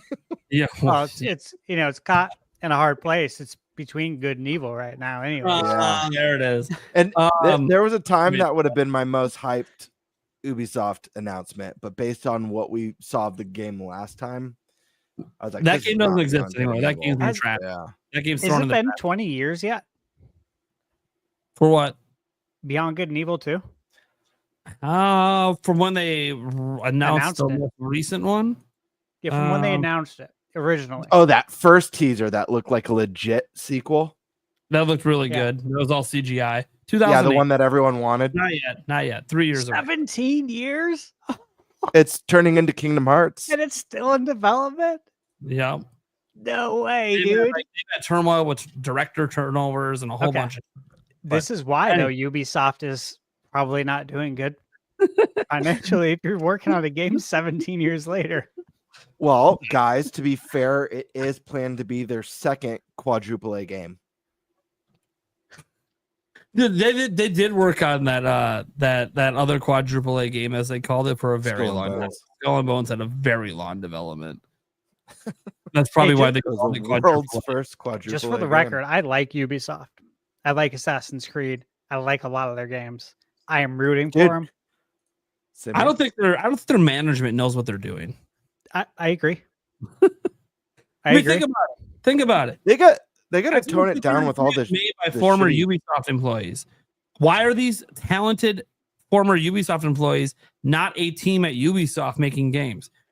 Like, Ubisoft management doesn't know what they're doing. Yeah, they're too soft. Too soft on the people, man. I don't. This is just my personal opinion that they don't know what they're doing. That said, I do think that this game realistically has a chance to get revealed. I was kind of surprised it wasn't revealed earlier this year, but Ubisoft didn't do their own thing. The Prince of Persia. Oh, I thought you were saying Beyond Good and Evil 2. Beyond Good and Evil 2, I put it in a prior directing, if you guys remember. That's just it was a pure hopium. It wasn't because it was actually going to ever be shown. Yeah, that's like a Mother 3 pick. Yeah, or a Half-Life 3. Yeah, you know? Earthbound 64. Yeah, sure. But the thing is, I know it's still being developed. I don't know why it's still being developed. I don't know if this thing's ever going to get off the. Like, I don't know what Ubisoft is doing. Okay, just to be very clear, I have no fucking clue why they're still putting money into development on the game, but not my problem. Well, if Prince of Persia: The Sands of Time reboot did get a fresh start, yeah, it was freshly coming. Yeah. I hope second time's the charm, because this was actually one of my favorite GameCube games. I played the shit out of Sands of Time. It was a phenomenal game when it came out. Is what I'm hoping here, where it's like, hey, Nintendo didn't like what was going on with the first version of the game, then Retro pitched them, and they're like, yeah, we got to go back to the team that made this, because the pitch was way better than what we see. That's what I'm kind of hoping here. Is like the backlash was there. This just had a normal reset. We rebooted it. We're going with a new direction, new art direction, new everything. And now's the time to reveal. I know it seems crazy. And no, I don't have any information that this is actually going to get revealed. I'm going to tell you right now, anything I've been told from any developers I know is not on this list. Okay. There's reasons for that. Okay. Yeah, because I know about 3 games, and I'm not putting them out publicly anywhere. So I didn't put any of that on the list. So just because I've heard stuff about Prince of Persia, it's not like anything definitive. It's not like I know anything's going to be announced anytime soon. Just it's in development and is further along, which isn't hard to be further along than Beyond Good and Evil 2. I feel so bad because I want Beyond Good and Evil 2 more than like anything on this list. But dude, Ubisoft, not that version of it. Their stock price is $2.03 right now. I know. I'm debating on buying in. Holy crap! Yeah. Like, I'm debating on buying in. Waiting for the big. I'm waiting for under $1. I'm waiting for the big buyout. In March, it was March 27th. I think that's when Shadows released, right? Yeah. AC Shadows. It was at $3.17, and it was already like I was eyeing it. I'm just like, dude, it's been crazy. How far is it going to go down? Yeah, they're in that trouble. Is crazy. And the thing they're doing to try to save the company, where they're like forming this new thing where like companies can buy like percentages of IPs and stuff. Like, it's just the stupidest thing I think I've ever heard a company do to try to save themselves. It's kind of like, look, Yves, man, it's been a good run. Yeah, probably time to let the company go. Look, I know you maybe don't want Tencent to buy him. Tencent's the one that wants to buy him. Oh God! And I get that, like as a gamer, I'm like, I don't really want Tencent, but they can't do any worse than what Ubisoft is doing. That's the problem. It's like the trying to buy buying them. Yeah. Oh God! Who was trying to buy Ubi for years? Was it Vivendi? Who? Vivendi Someone tried a hostile takeover. Yeah. hostile takeover like multiple times. Yeah. Yeah, and in hindsight, it's kind of like maybe that should have happened. Dude. Ooh. June or no? Sorry. They might have ran into the ground even faster. I don't know. And I've always been mine like, hey Nintendo, it might be time to make an offer. You could probably afford Ubisoft now. Guys, July 2018, their stock was $24. Yep. Today it's $2. What happened? Like they're only worth that's 1.2 billion euros. 1.2 billion euros is all the companies worth. Nintendo could legitimately just straight up buy them. And I think they got to cut the crap too with like a lot of the money grubby nickel and diming microtransactions with all the like day one DLC that you have to pre-order to get all that stuff. Like that turns off so many people. There's people who flat out refuse to support the game just because it does that stuff. Well, and there's that thing where they had a really highly critically successful smaller game in Prince of Persia, and everyone's all excited for it. And like the next month, we close the studio. It's like, okay, that's just such bad optics. Can you not see how much of a mistake that is as you're trying to rebuild your reputation? That was crazy to me. I reviewed the game. I absolutely loved it. And I think I even said in the review, I can't wait to see what they do next. Two of the developers on that game helped make famous last words.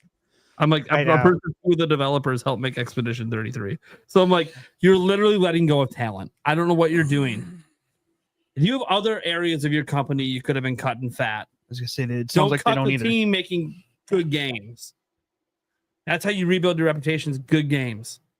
But I don't think Ubisoft, things are cratered so much. I just don't think they have any money in the bank. Like if something they kind of have to fire because they just don't have the money. I got a question for you guys. A lot of us mentioned Ubisoft on our bingo cards, Assassin's Creed, Shadows being the obvious one. Or some sort of new exclusive. What about the possibility of them showing their first like true reveal of Assassin's Creed Hex? Do you guys remember that one? It was teased in the same presentation that they teased Shadows. Yep. Awesome. Yeah, I remember. Okay. Well, let's get over to the super chats. Super. Super. Tall Show comes in. You're saying everyone predict the exact percentage of titles shown in this part of the direct that will wind up being game key cards. Well, I'm gonna go just straight up 100%. I mean, look, if it's not, it's because it's digital only. But I've a personal opinion that every third-party game is a game key card unless I'm told otherwise. Anyone else have different opinion? I think most will be game key card, but I think there will be some. There might be a few that aren't. Okay, I stopped caring about it. Okay, we'll get to that in a moment. GameBird, what's the percentage? Give one. Something. Man. I say 90% key card. Okay. All right. Now, Stash, you had an interesting take there. You stopped caring. Care to explain? Yeah. I just don't care. You're a collector. Yeah, I am. I don't have any intention of selling them though. Like I'm a real collector. I'm not like a collector investor. Like investing. Yeah. Yeah, like, sure. It plays. This is where we're at. You know what I mean? Like we've discussed this. What are we gonna do? People can complain online. They will. Some developers will listen and they'll make an effort and will be appreciated. We can count on Nintendo to go physical. There's gonna be some who don't care. You know what I mean? It's just it's an uncontrollable. I don't get upset about uncontrollables. I just don't. There's so much of uncontrollables in life. There's only a few things you can control. Focus on that. So I don't get upset about this. There's nothing I can do about it. I leave the complaining to the young people of the world. You know, you could go start a change.org and, you can go, I don't know, pick it in front of the development studio to change it to a physical card. I ain't gonna do that, man. To quote Lethal Weapon, too old for that shit. Right. Hell yeah. Yeah. I mean, I'm kind of with GameBird. I think it's probably 85-90% going to be game key cards. I mean, also a lot of it is some of these games are absolutely massive. That is a part of it too. Like what? So do you want to half-ass it and put like 64 gigs right on the card, and you gotta download the other 40 or 50. Meanwhile, it's costing me, the developer, it's eating into my cost, $16, right? Doesn't make sense. Nobody really wins there.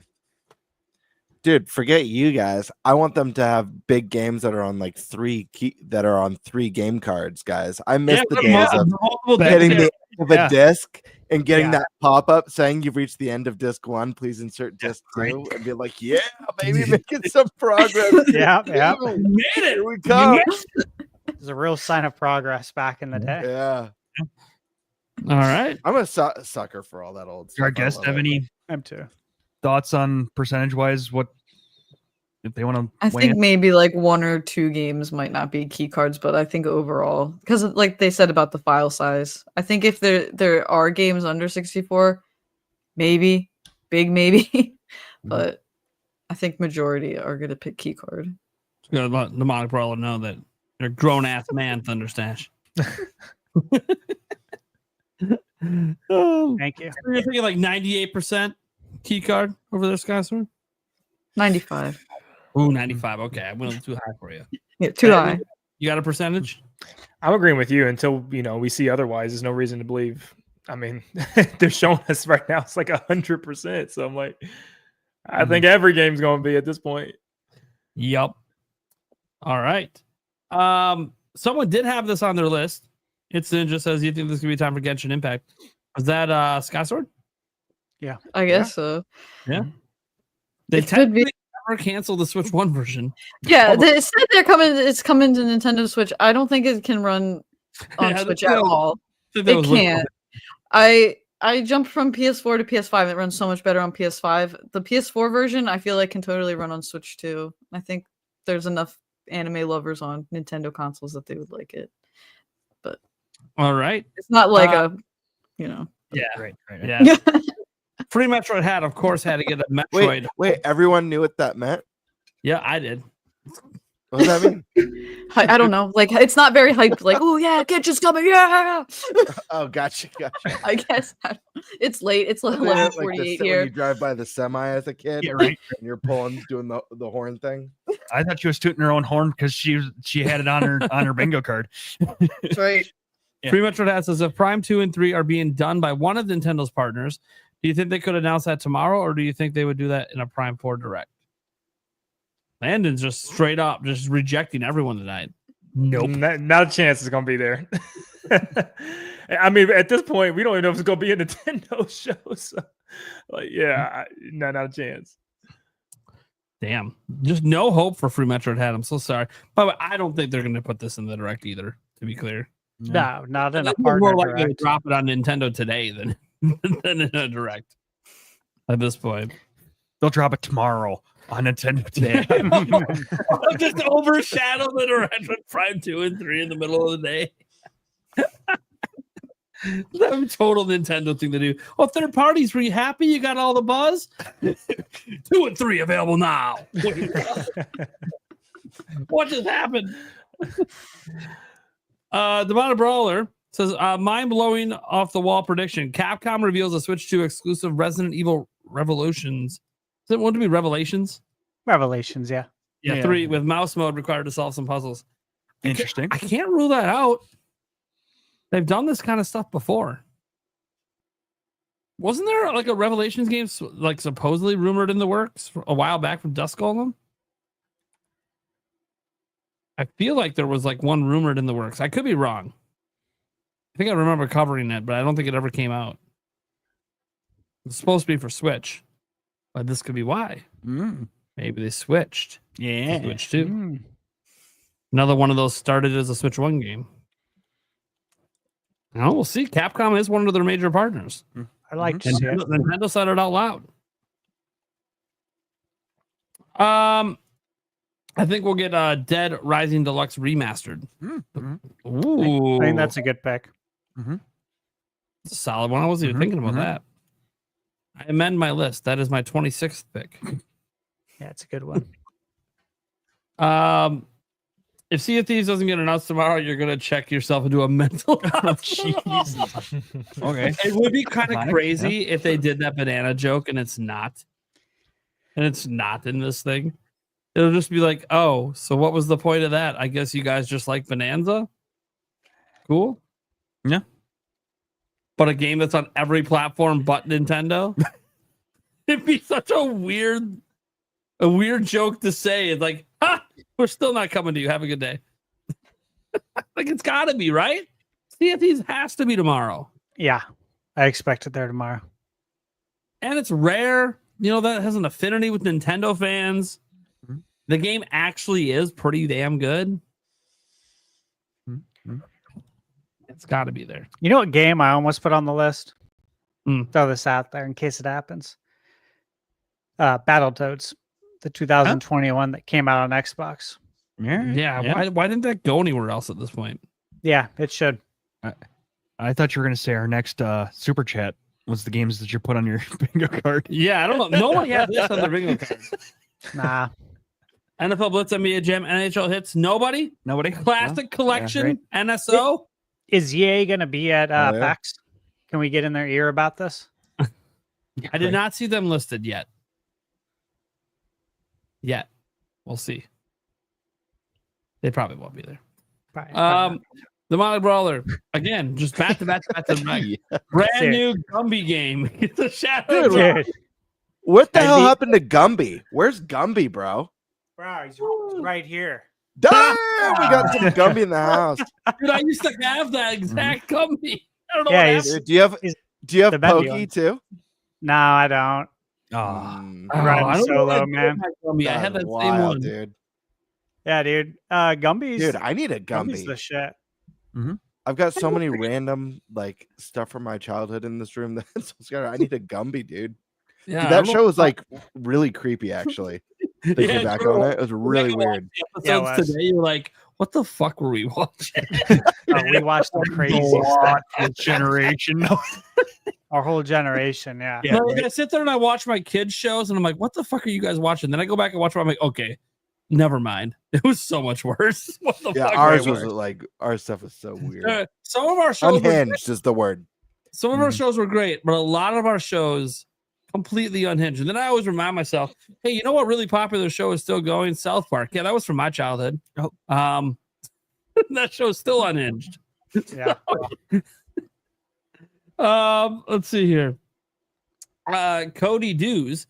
Loser changes their Nintendo name to the choice of the winner. Their Nintendo name. What's a Nintendo name? Maybe he means their Switch name. Yeah, like the their Switch username. Yeah, Can you change your Switch username? I did. I can't give mine up. I've had it since we launched a Nintendo boy. Well, then you don't lose. You know, if I give that up, someone's gonna take it. Especially now that you've mentioned the That's chat. a launch day special. That's Made that right at midnight. Yeah, that's literally like an OG name that would go back to the 80s or something. Yep. I'm in the arcade playing DK, and it's like, I'm Nintendo boy, baby. Yep. Down. Oh, God. Yeah, mine I think is just like MP Nate Prime or some stupid. It's a fucking stupid username. I just know that's the one that has all my games on it, and that's what that account is. And Demonic Brawler, banana. Here we go. There we go. I swear, Sea of Thieves is not there tomorrow. Also, Hi-Fi Rush he wants. Demonic Brawler always goes a little nuts on these streams. Dude, Hi-Fi Rush. Game is so good. You know, and the studio that made it still exists, which is that's one of the few things we could say. All the studio closures, No, they got to stay alive, separate from Microsoft. So I'm happy for them. I don't know if the game's coming, but I would like it to be. At one point, it was rumored a while back, but that was before the studio stuff went down. So I feel like that game would thrive on Switch too. It felt like a Nintendo game. Yeah. To be honest, really good game. If anyone hasn't played it, it's really good. Anyone with me for a Fire Emblem game being teased, says Jimzo. Look, if we didn't have a Warriors game right now, I would argue for a Fire Emblem Warriors because we've had one before. We had one during launch of the launch year, 2017, in Fire Emblem Warriors. So I would be like, oh yeah, we can get a new Warriors. But like a normal game, I know it's made by a third-party company, Intelligent Systems or whatever, but they've never, if you look at, because I was looking up before, I almost was thinking, man, am I going to put a Fire Emblem game on my list? But I went back and looked. A Fire Emblem game besides a Warriors game has never been on a third-party direct. All of the Fire Emblem games have been in big general directs. So that's because Nintendo's the only publisher. But then again, there's exceptions sometimes to that. So, but they've always treated it like Nintendo's basically always given it like the big first-party treatment, even though they don't own the studio. So why would that studio care? Because they make good money off Nintendo.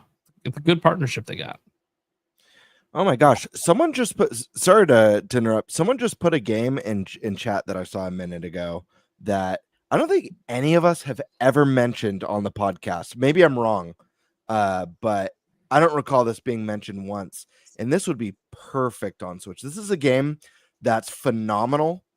And as far as I know, has still not made all its money back.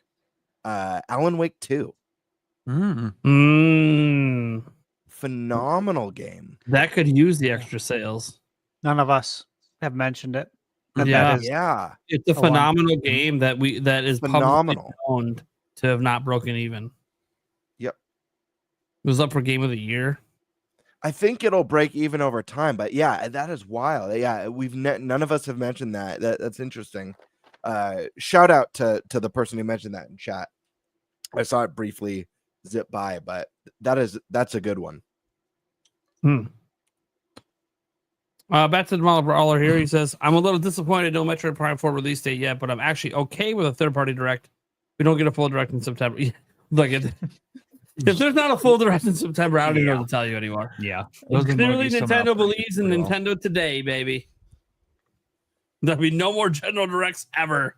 That'll be a conversation that'll start happening if there isn't one in September. That'll legit be like, and we can't ignore it. If they drop, what they announced Between Raiders on Nintendo today, they start putting all the release dates on Nintendo today. It's going to be like, well, shit. Are we ever getting a general direct? They're clearly not done with Nintendo Directs, though. So like that's good. This is our first actual named Nintendo Direct since Switch 2 came out. So I'm pretty confident they're not done with general directs. But yeah, that's going to be wild. If September comes and goes and they did nothing, I'm going to be like, what kind of reality are we living in right now? This is the bad time. What happened? What happened? This is not what Switch 2 is supposed to be. Janky Kong.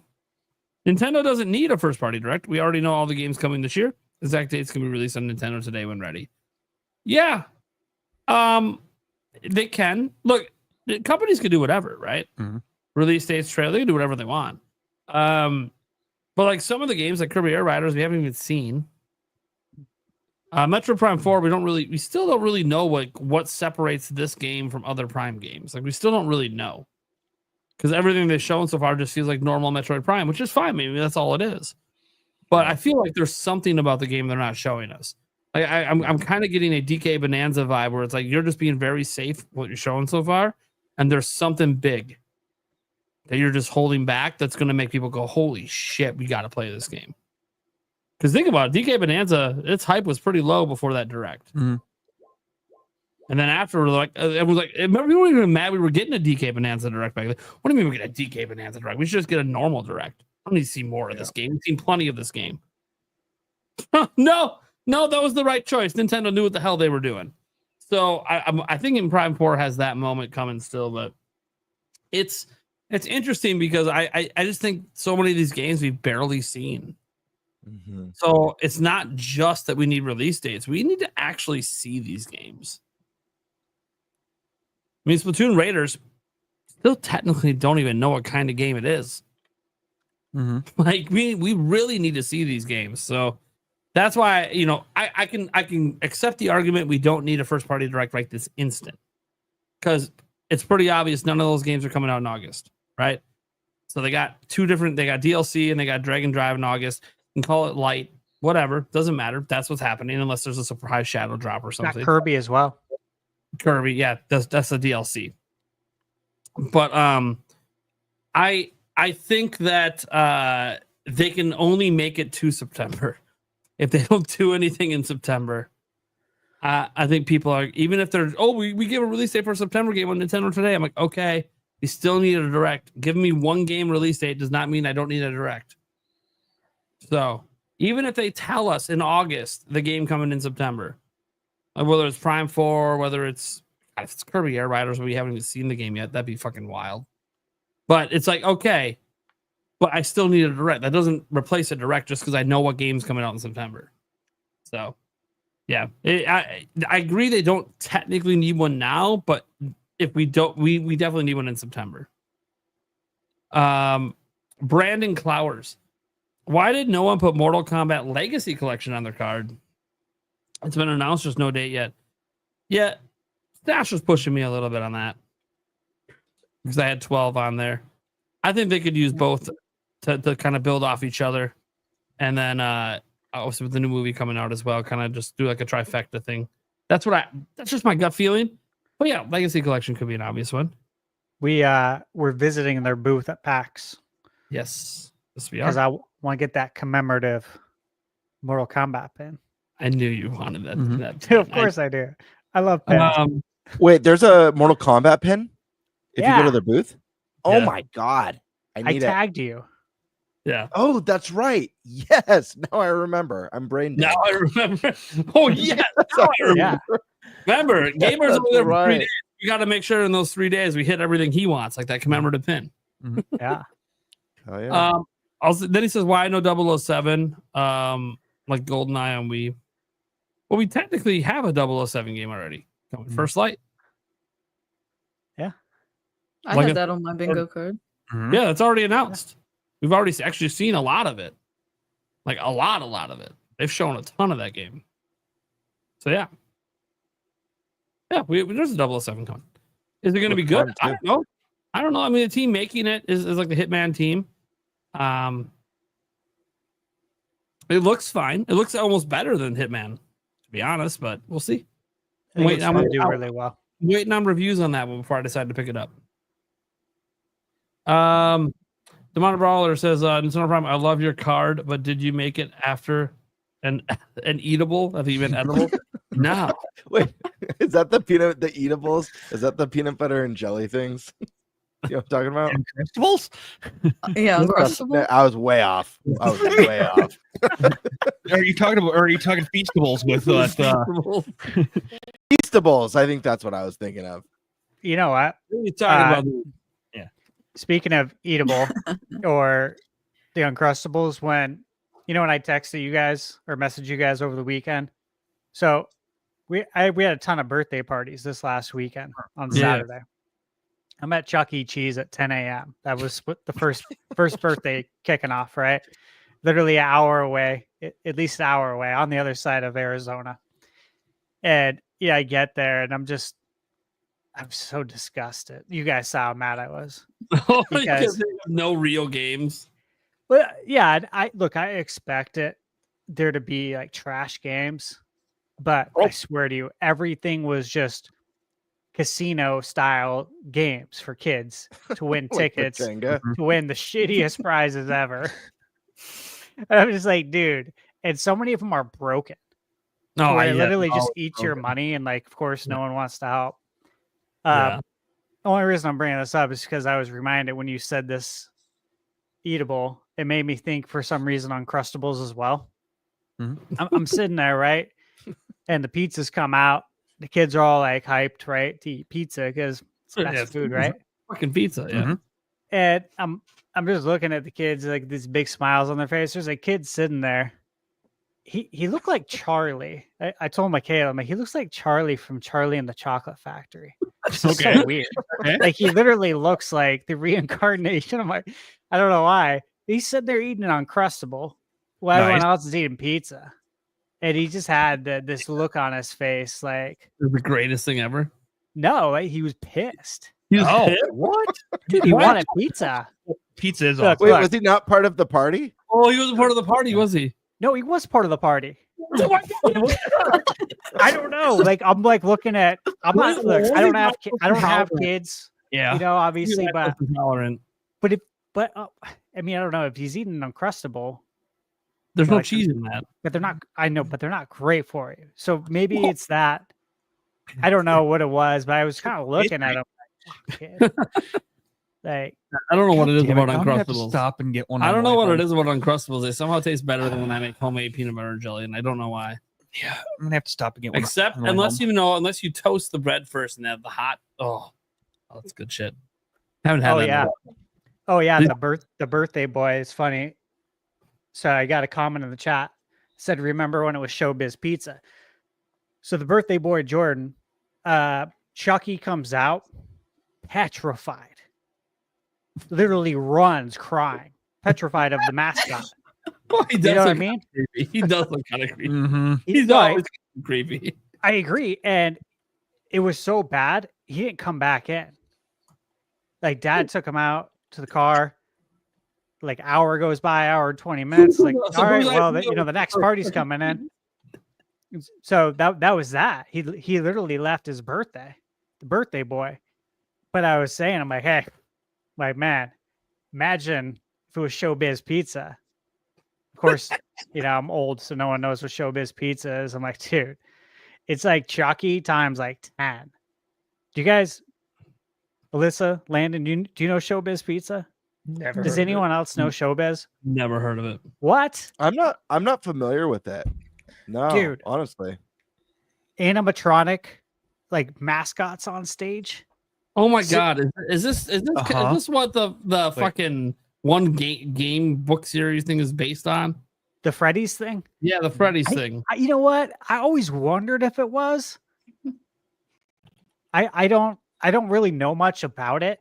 All I know is when I did see it, I thought about Showbiz Pizza, and I was like, "There's no way that they're trying to play off Showbiz Pizza."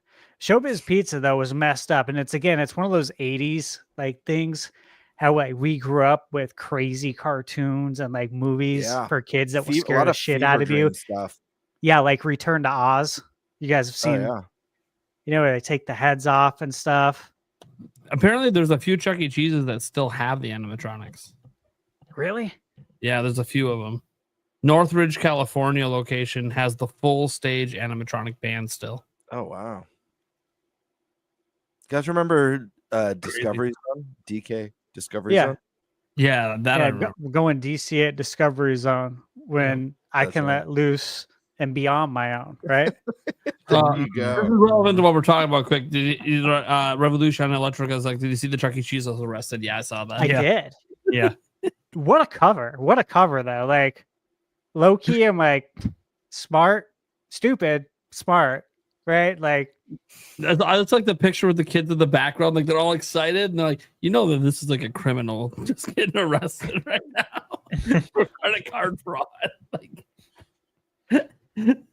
but who's gonna question the Chuck E. Cheese mascot? I wonder if the guy like legitimately just like worked at Chuck E. Cheese and just fucking walked out in the suit, said "fuck this" and just started fucking Rampage. a fucking rampage of using the company credit card on stupid shit.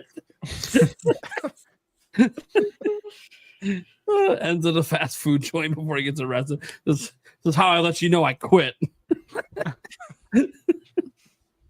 Anyways, dude, it's crazy that Chuck E. Cheese even still exists, to be honest.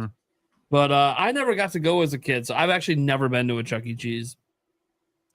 I have no reason I want to go. We have this thing called Action City here that's not as bad. One, there's a full trampoline park, which is really fun. And then the arcade does have a lot of ticket games, and there are some that are casino like, but they still have they still have the skill ones. Sure. Those are always fun. The basketball, the skee ball, that kind of like those are fun. They had those when I was a kid. I like those kind of ticket games. And there are some of the ones that look like they should be casino like are not casino like. Actually, they really are skill. Like, you know how a lot of the stop the light ones are usually Okay, look right there. This is from show. I just had to show you. This is from Showbiz. Okay, I know what this is now. Look at that. Look at these pictures. Oh my god! I feel like I'm having nightmares now. This feels like Five Nights at Freddy's at the moment. Yeah, like Oh my imagine God. being a kid and seeing this. That's And why they I used was to like, bro, you're they used so to like lucky. Yeah, they were. You know what? The only I've never seen an animatronic thing ever, like even at theme parks, because I just haven't been to enough of them to see animatronics. But my only experience growing up was in the Goofy movie when they go to that western part with the animatronic section, and I'm like, dude, this is great. Can I see this in person? These things are going awesome, and they're falling apart and blowing up. Is this happening in real life? I want to see this. I want to Good see. movie. All right. Vemi comes in saying, what about a new Titanic game, Mr. P? P.S. Let us streak for tomorrow we feast. Thank you so much. I did the beer. Like the movie? Here's the thing. You talk about Titanic. I don't know if this is a joke because I said I was going to go down with the ship. Guess what? The ship is still afloat, baby. We got a Nintendo Direct tomorrow. What would that game be like, though? I Like, you know. have to I have the escape answer. the ship and live? Like No, to beat the game? I've got it. Crawl on the door with Rose. This is legit too. I know exactly how to make a good Titanic game. You make it in the style of the Telltale games. Didn't do a beer. What are you talking about, Ah, Then it works. yeah. Do you want to do a hear something narrative funny? choice-driven Titanic game? There we I go. watched Titanic for the first time last year. Ever. Well, now you know what people mean when they say never let go, Jack. Yeah. Yeah. Now I know where that meme came from too. Now you I'm know talking the about- first movie, my first movie my parents let me see that had tits in it. Because they didn't know it was coming. Ah. Yeah, brought- that was an uncomfortable Dude, it was- experience for me in it the was movie so- theater. It was so I was hard. like, how do I act? I was a kid. I was like, what do No. I do? How do I act? It was. How How am I supposed to act right now? There's a booby. Was it 99? 98? Anyways, it was really hard to get tickets to it here because it was constantly sold out. 97. 97. Okay, so it was constantly sold out. Couldn't Yeah. get tickets. And then finally, my mom lucked into some while I was doing a concert or whatever. And so after the concert, we all rushed to the movie theater to go to it. And, it was one of the first ever movies that had an intermission and all this. And, the Paint Me Like One of Your French Girls things comes up. And my mom's like, oh, they're not going to show anything. All of a sudden, and my mom looked over. I had the biggest fucking grin on my face. That's awesome. I'm just like, At least that was a You that was a all- happy experience for you. Yes. I was so uncomfortable. I remember so vividly, like, just act normal. Like, what am I supposed to act like right now? This is so Nah, weird. man, I was a horny The middle parents are schooler. sitting next to me and there's a booby. I might do An that's IMAX booby. nice tits, baby. That's nice tits. It was a different time. This was like so much of it was at the early of the internet. And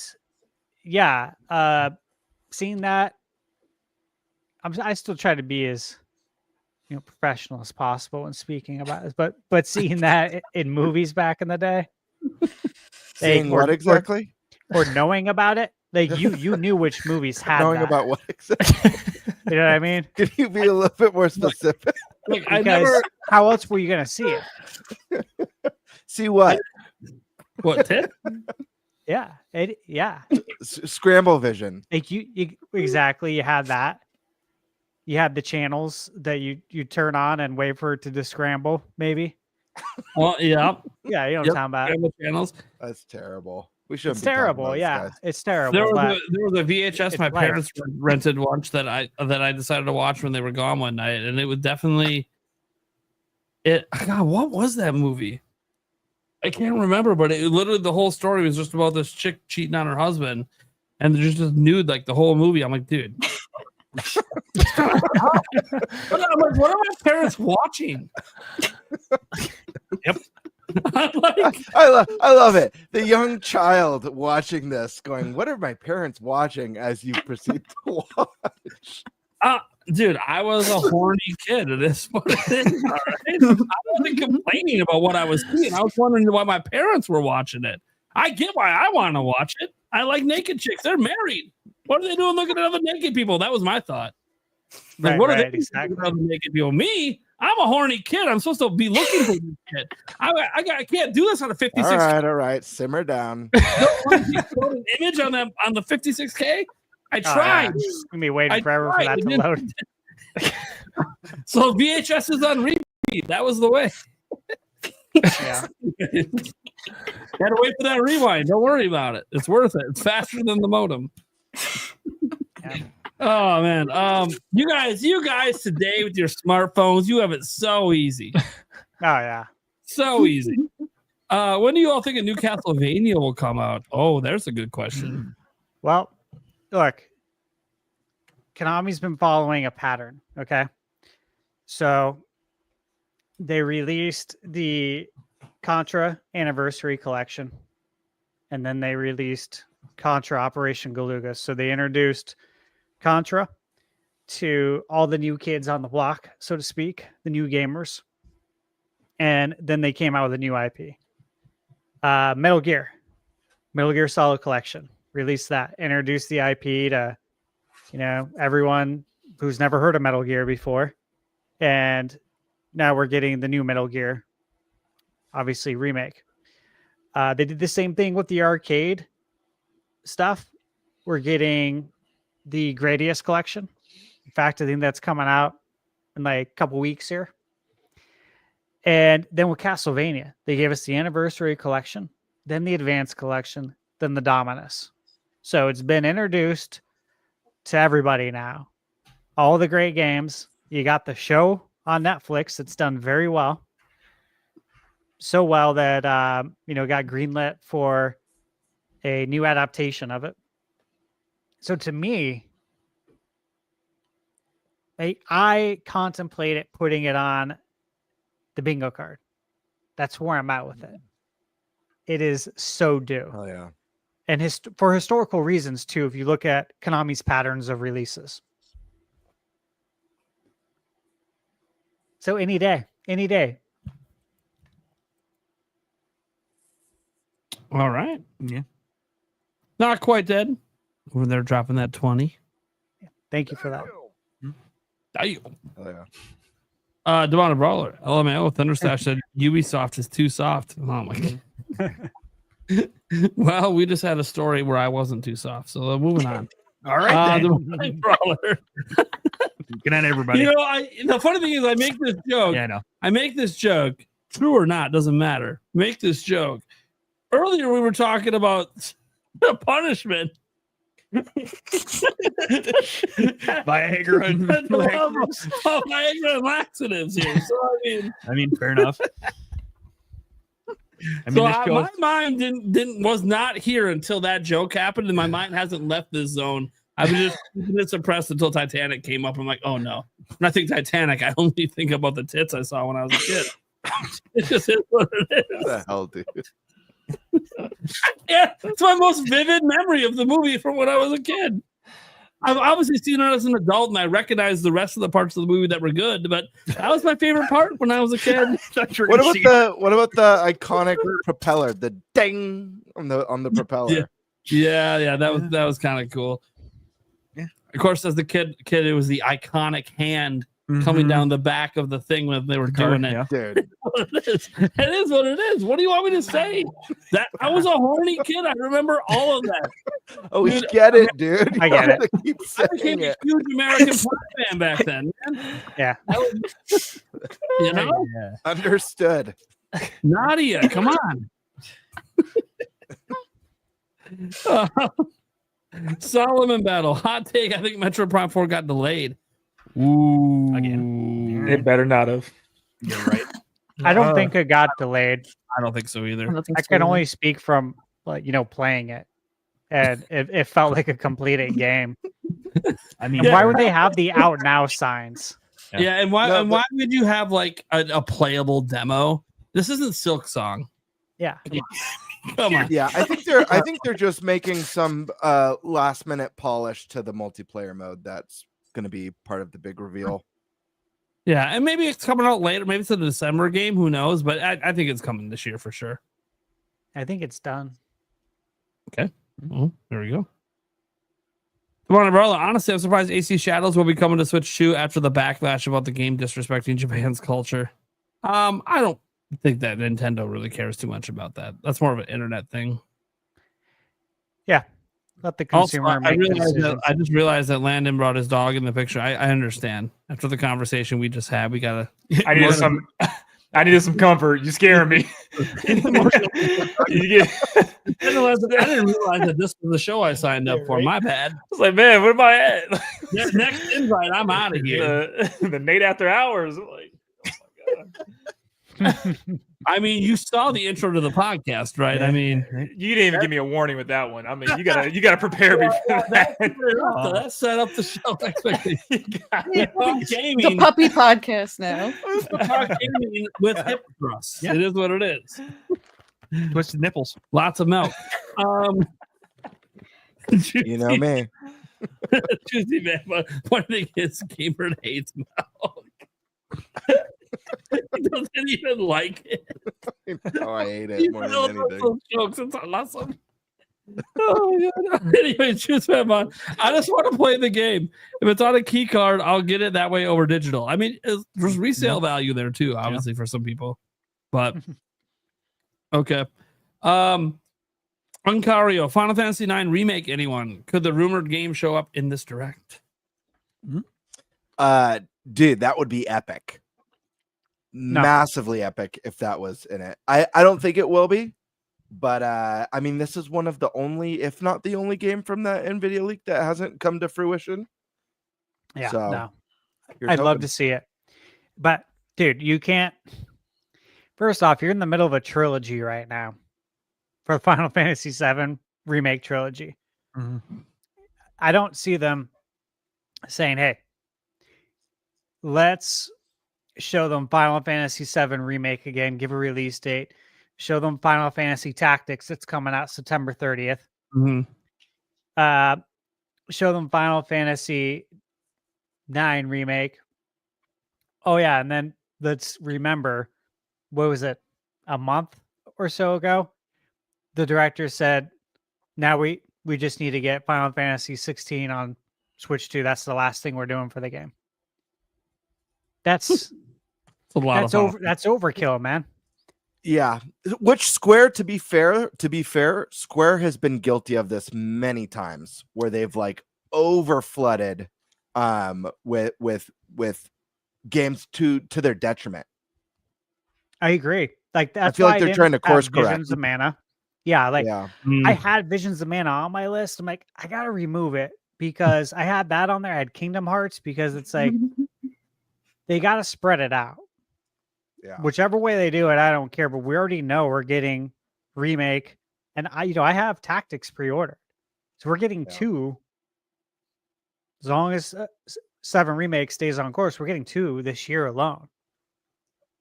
It's a lot of RPGs. So if you introduce those other games, I mean, it's a lot. I'd eat it up, but it's a lot. I could see FF9 remake dropping by or at the Game Awards next year. The end of 2026. That might be right when the third Final Fantasy 7, maybe. It might if we're lucky. The third one's 26 or 7. To be fair, from what I've heard, is that people are speculating it's not like on the scale of the FF7 trilogy. It's going to be more of a true, just remade in a modern engine. That's what I've heard. It's not going to be similar to what they do with Tactics. Sure, I could see that, and that the development time for something like that, I don't think would be. I mean, I know it wouldn't be as long, but I think it would actually be pretty short. Yeah, in comparison. All right, we'll see. our last one we have right now. Warren Bowman DC's channel saying they need a new Tomb Raider continuing from the 2013 reboot. Dude, feels weird. Man, those games are too good. Kind of stop. So good. They should bring Tomb Raider back. Was that the same team that made the Guardians of the Galaxy game that was also freaking phenomenal? I don't know if it was the same team. I know that team is gone now. That game was phenomenal. I'm not like a hardcore Marvel person either. Yeah, Like, yeah. just Crystal great. Dynamics. Yep. Dude, same. What a team, man. How sad. Dude, those Tomb Raider games were so good. Like Uncharted, or Uncharted Better. is like Tomb Raider, right? I think the Tomb Tomb Raider Raider was games were first. better. Dude, I played all three of them and loved them. Like, those were games that I actually have on my big list of games that I'd like to see come to Switch too. But Absolutely. I don't talk about it because I don't know what's going on with the developer. Like, where are these games right now? Why aren't we doing anything with them? I have no idea what's going on with these games anymore. This IP. Yeah. Well, that team is Came out gone. like 2018. It's been a long time. It's been too long. Yeah. Too long. Yeah, those games are so good. Better, way better than Uncharted, in my opinion. I think the series as a whole. All right. Well, that is everything. So that's going to do it for this episode of the Nintenbyte podcast. Let's go around the room and let people know what we got going on and where they can find us. If you want to tease any upcoming content, you obviously are free to do so. We'll start with SkySwordAlisa. Hey, so I'm SkySwordAlisa here on YouTube. I stream on Tuesdays and Thursdays for the most part. However, next week I'm going on vacation, so I'm not streaming next week. But right now I'm doing Breath of the Wild Switch 2 edition. So kind of what I got going on. I do plan to stream the partner showcase tomorrow, but go watch Nate first and then go back and watch me freak out over Age of Imprisonment. It'll be Nate and Stash. It'll be a tag team. It'll be fun. Oh, yeah. Go watch them first. Watch them live react, but then go back and watch me freak out over Age of Imprisonment. All right, Landon.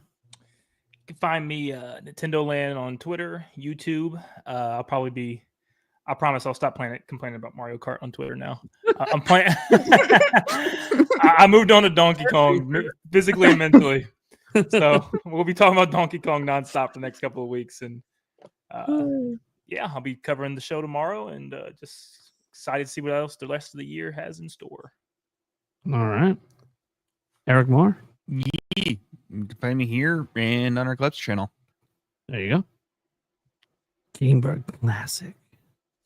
Guys, you can find me here tomorrow on the podcast for a bonus episode. We're doing a bonus episode, baby. Mm-hmm. We got a direct. So you can find me and the boys here tomorrow. You can also find me here on YouTube at GameBird Classic. The what? Probably won't be any Titanic talk tomorrow. Yeah, fair enough. Titanic. Titanic. watch the Titanic game does get announced tomorrow. I'm gonna be like, no fucking way. No fucking way. Dude, I'll lose my shit if it does, I'll pre-order immediately. Hilarious. You have to just because. Anyways, so good. But yeah, you guys can find me here on YouTube at GameBird Classic or on Twitter at _Birdmaster. You guys can also find me in 1 month at PAX West. Be there with the crew, obviously. I got some content planned. I've got one video that's partially done. Hopefully, I'll have it out in the next day or two, as well as a number of videos that I've brainstormed and kind of planned out. Working on a new sketch as well, so that's exciting. Don't rush me on it, though. And yeah, that's pretty much it. All right. I got nothing else. That's funny. Titanic, baby. You're the first one to tell the people that, hey, we're live again tomorrow night. The Nintenbyte podcast is back, baby. Bonus episode. Episode 10. You ain't got to wait a week. It's tomorrow. It's a direct. Spoilers. That's what we do. Yeah, right. What are we talking about? Tune in tomorrow. Find out. I can't even tell you. I don't know. Talk about your bingo card, Nate. Why? I thought it'd be a little cocky am a little too self-righteous if I just name tomorrow's, like if I just set it up during the show and be like, look, I already know what's in the direct. And then okay. I was only 10 toes down that we were getting a direct. Okay, I'm not gonna go all in and bet my entire channel on my bingo card being right. All right, ThunderStash. Okay. So I just posted my review today. Donkey Kong Bonanza. Please go watch it. It's spoiler free. I take spoilers very seriously, especially when I've been waiting this long for 26 years. So you can trust me on that. Tomorrow, after the morning live stream, I'm going to be playing and reviewing Eartheon. Has anyone heard of Eartheon? No. So it's a game that's up for pre-order right now at Limited Run Games. It is a side-scrolling shooter. Shoot 'em up. Shmup. And it has the composer Yuzo Koshiro, who's like legendary, right? And this is a game I've been interested in. It was on my list, and I was like, I don't know how I'm going to get to it. Kind of a game, right? And they reached out yesterday and offered a code. So I'm like, oh, hell yeah, this is great. Like, this is a game I can play probably in a day and possibly review in a day. So I'm going to be working on that. After the podcast, I'll be downloading Ninja Gaiden Ragebound. Nice. I love me Ninja Gaiden. Love it. So we'll be reviewing that. Michaela and I will be playing Jamboree TV. So I can get a review out on that, and then Shadow Labyrinth. Nice. I'm curious your thoughts on that one. I'm really excited. You guys know I love Metroidvanias. I love Pac-Man. I have a Pac-Man arcade, and I have a Miss Pac-Man cocktail arcade in my house. So I have 2 Pac-Man arcades, essentially. So I love Pac-Man. That's what I'm doing. That's it. I got this in the mail today. But I'm not going to review it because I really just don't have time. But it's the 8-bit though. Oh, nice. Nintendo 64 controller. That's for the analog 3D. It just arrived today, which means the analog 3D is not going to get delayed again. It's supposed to come out at the end of August. If it arrives before PAX, I'm going to bring it. We're going to play No Mercy. No Mercy or Revenge, you name it. I got them both. So long. Dude, I love those games. Man, that takes me back. Oh, hell yeah. Yeah. Okay, well, I'm Nintendo Prime. You know what's up. You can find me everywhere that Nintendo Prime is. Just type Nintendo Prime. If I'm there, I'm there. If I'm not, I'm not. We also have the Clips channel as well, the Nintenbyte podcast Clips channel. Eric's been over there churning out the clips, getting them up. Obviously, they're not like traditional clips. They're the actual topics. Like just, hey, if you think our show is too long, you can just go digest the topics you want and be cool. It's like entire podcast episodes for some shows. And we're going to be at PAX West. So that's really exciting. One thing I always forget to plug, even though there's only like a handful of days left to do it, is we're giving away 5 passes to PAX West, 5 4-day passes to PAX West. I've been plugging them a little bit in my videos just to make sure people actually know what's happening. I'll go ahead and post this in the chat quick. I got to start mentioning this at the beginning of the show because I think after next week, I think the winners are being drawn. So we'll go ahead and put that in the chat. So yeah, like obviously I suggest that you enter only if you live in the area because it doesn't include travel expenses or anything like that. But if you want to travel or you're willing to travel, obviously you could go ahead and enter too. They're worth like $255 for these 4-day passes. And while this is going to be in my news video tomorrow, Nintendo is at PAX West. It was announced today. Nintendo's at PAX West. Capcom's there. Bandai Namco's there. Bunch of big companies are there. And Nintendo usually at PAX West, based on the past, usually has a demo of an upcoming holiday game usually there. We'll see this year. It's a little weird this year because we don't have release dates for anything. So maybe they just bring the Metro Prime 4 demo there. Hey, I haven't played it yet, so that'll be fun for me. But yeah, there could be demos there of stuff, maybe stuff that hasn't even been announced yet. Who the hell knows? So yeah, they're there. So if you ever wanted to make a trip to it and go to a PAX sometime, this might be a good time to go to PAX. Let's see. Am I forgetting anything? Tomorrow and then Kartgun Super Chat. Oh yeah, Yeah. Kartgun Super Chat. Yeah, tomorrow. Yeah, we're gonna be doing the podcast tomorrow, guys. Episode 10 of season 3 is just literally less than 24 hours away. Because we have a Nintendo Direct. If you guys didn't know, if you haven't been around long enough, every time there's a Nintendo Direct, we usually do a bonus podcast unless there's extenuating circumstances. We haven't had that happen yet. So we don't care if it's a partner showcase or a general, we will do it. We don't always do it for indie worlds and stuff like that, but anything that has the Nintendo Direct moniker, we will usually do a bonus episode for it that same day, because the bottom line is people want to know our reactions same day. They don't want to wait a week. A week later, it's old news, right? That's the way it works. You want to get our reactions right away. So yeah, and we'll be live streaming. Me and Stash will be co-streaming it, and we'll be streaming together tomorrow. I believe I set it to start at 7 a.m. Central Time, hour before the show begins. Do a little pre-show, get some conversations in. Yeah, I was gonna tell Stash afterwards. I already set it up. I just didn't send him the link yet. Yeah. So that's pretty much it. This podcast rocks, man. I want to thank Landon and SkySwordAlisa for being here, and all of our guests to stick it out for the long haul, because our shows are long and most people don't stick it out. So you guys did. I really do appreciate it. A couple super chats just to drop quick. Kartgun wanted the mic drop, so I'm gonna let Kartgun do the mic drop. Plucky69 wants us to make the bet the loser shaves should be the bet. I don't think that it's fair to ThunderStash, because the identity of his channel is built around. People think he's a fraud. So it's kind of like, yeah, I literally cannot. If he lost, I could not let him shave it. No, I couldn't. And if I can't let him shave it, then it's unfair that we have to shave. I mean, not that I can't. You'd have to change the channel name to Thunderflesh. Right? It's pretty hardcore. Yes. Yes. Like a toy. It's starting the adult store. Oh boy, new merch coming to Thunderflesh. Yeah, we'll buy it by the end of August. And yeah, we're all going to be at PAX West as well. I always forget to bring that up. That we're actually all going to be there, so it's an opportunity for you guys to meet the whole crew at once for the first time ever. Going to be fun. We'll be probably at PAX West most of those 4 days. For GameBird, 3 of those days. For the rest of us, probably most of those 4 days. Although, who knows? If we get all of our stuff done, maybe on the 4th day we don't spend as much time there and just enjoy each other's company or do whatever. We'll see.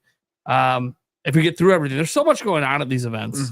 There's so much. And with Nintendo being there, if they do have a new game, like doing circles and circles to keep replaying the game, and the circles sometimes take hours as you're waiting in line.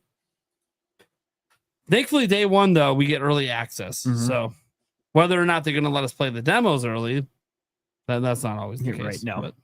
But we'd always be in line. And Karkun wanted to get the mic drop.